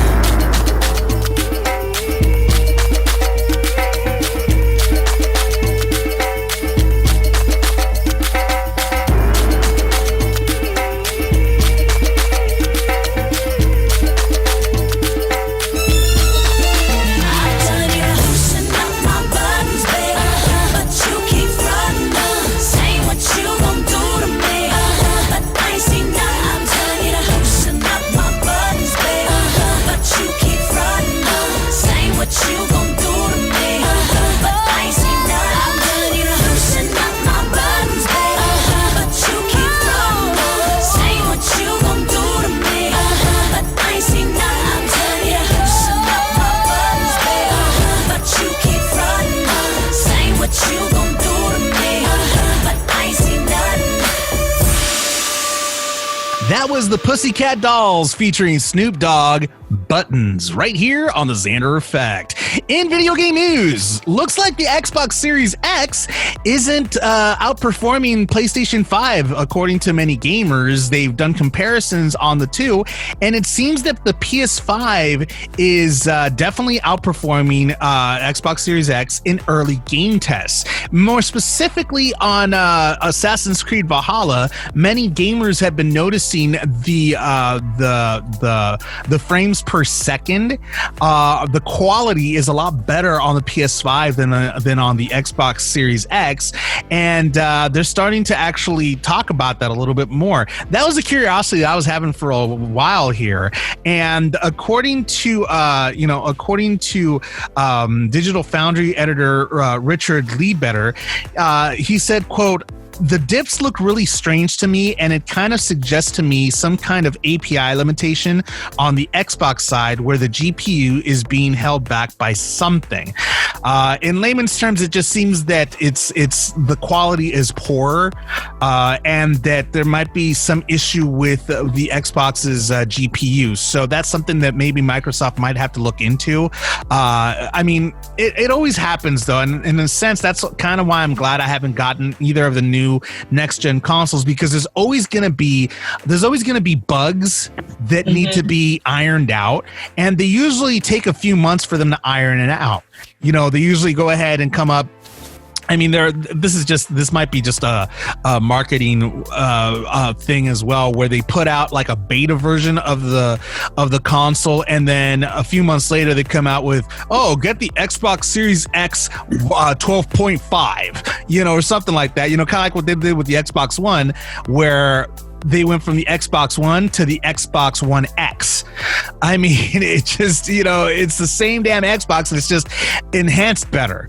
And it's just, you know, again, it's something that these companies tend to do. I don't know if they do it on purpose, or if they do it and they don't realize the bugs that are in it. They fix it, so they come up with a brand new game console that's better than the last one to go ahead and up it a little bit. But so far, it seems the PS5 is doing the damn thing. And I gotta tell you, you know, especially for a game like Assassin's Creed Valhalla, which, by the way, I'm still playing. There's just so much to do in that game. It's not even funny. And Jeremy, you might get a kick out of this. They actually have Excalibur in Assassin's Creed Valhalla. I know. I just unlocked it just last night. And let me tell you, the freaking sword is awesome. It's freaking awesome. Nice. But yeah, it's a lot of fun. But Jeremy, you had some news coming in actually as well. I do. I wanted to comment on that. I find this story interesting about the PS5, because there's always this back and forth. I mean, the rivalry and everything else is always this back and forth. They're always nitpicking over, this one does this better, this one does this.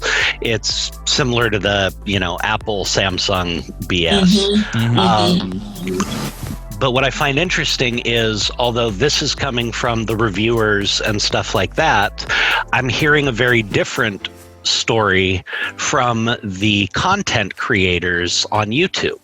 A lot of the content creators that I follow started playing on PS5 because they had access to the next gen version on PS5 quicker. And most of them were noticing frame rate lag and switched over to playing on Xbox or playing on their PC once that was available.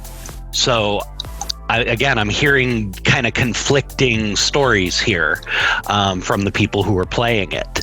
So I wonder if, one side or the other is trying to manipulate it a little bit PR-wise. I don't know. There's always those games being played, with these two companies and the releases and the rivalry between the fans. I think there might be a payoff. I can't say anything like that. All I know is I'm just hearing different things from the content creators who had access to it early.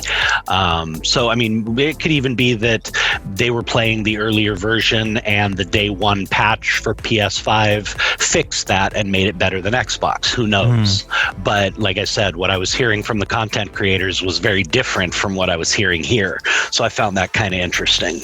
But the other story I found is rather unique, actually.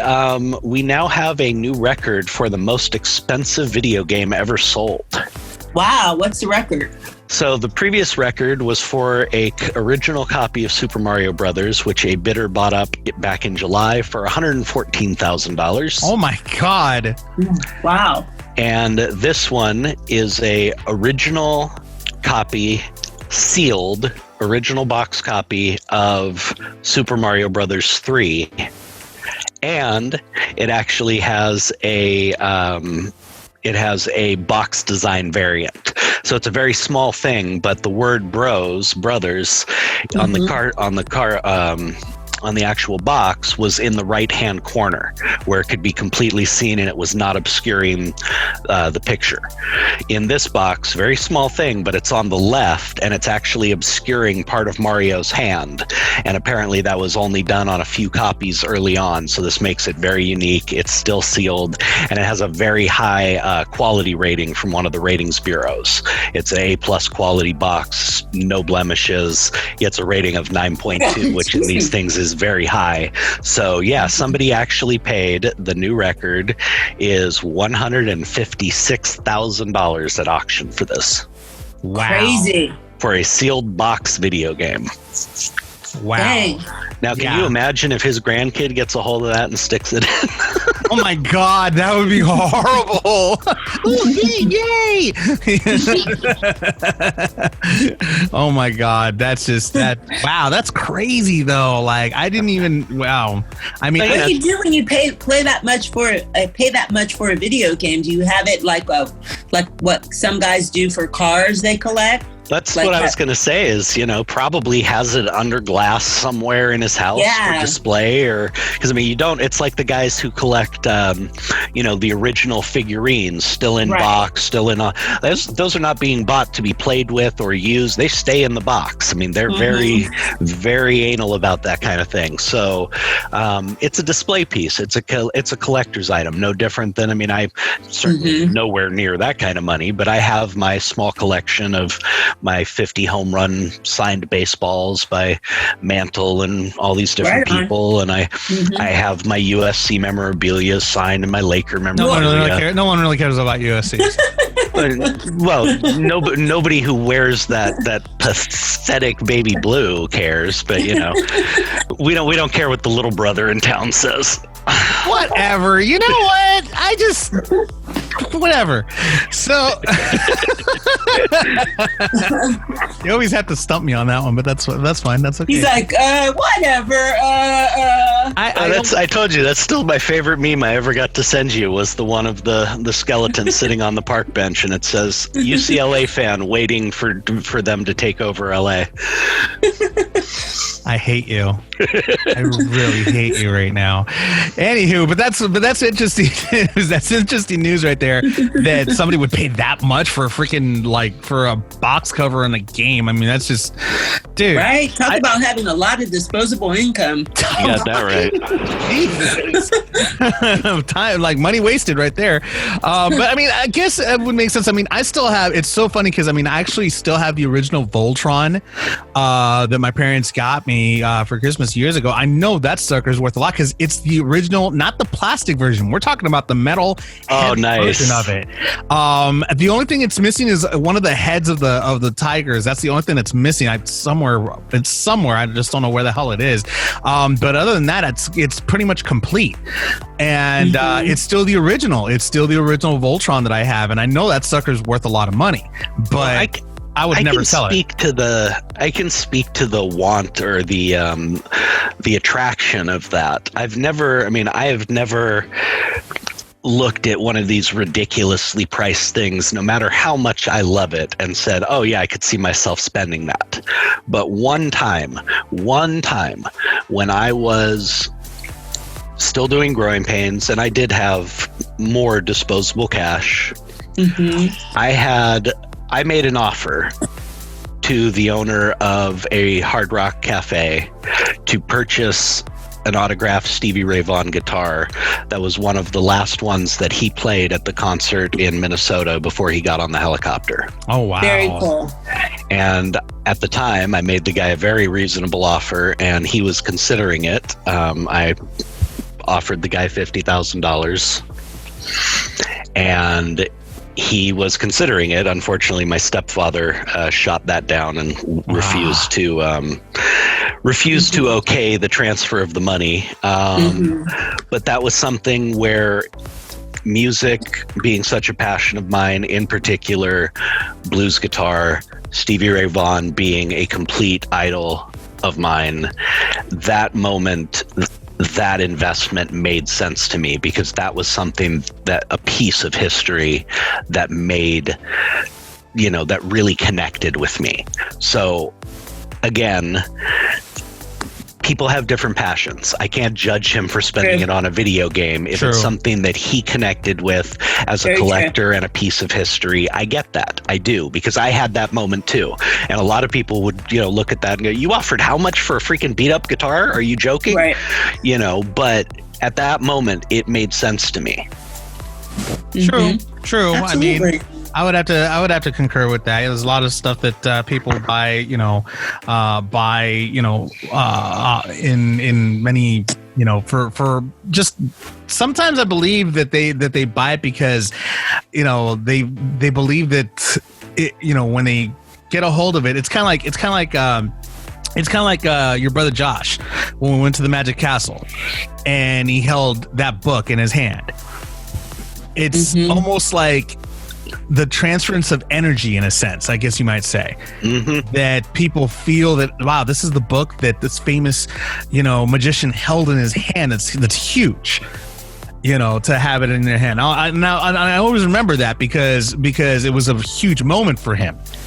Well, it was a handwritten, original copy of Houdini's book. Wow. And it, for my brother, who was a magician, who studied at the Magic Castle as a kid.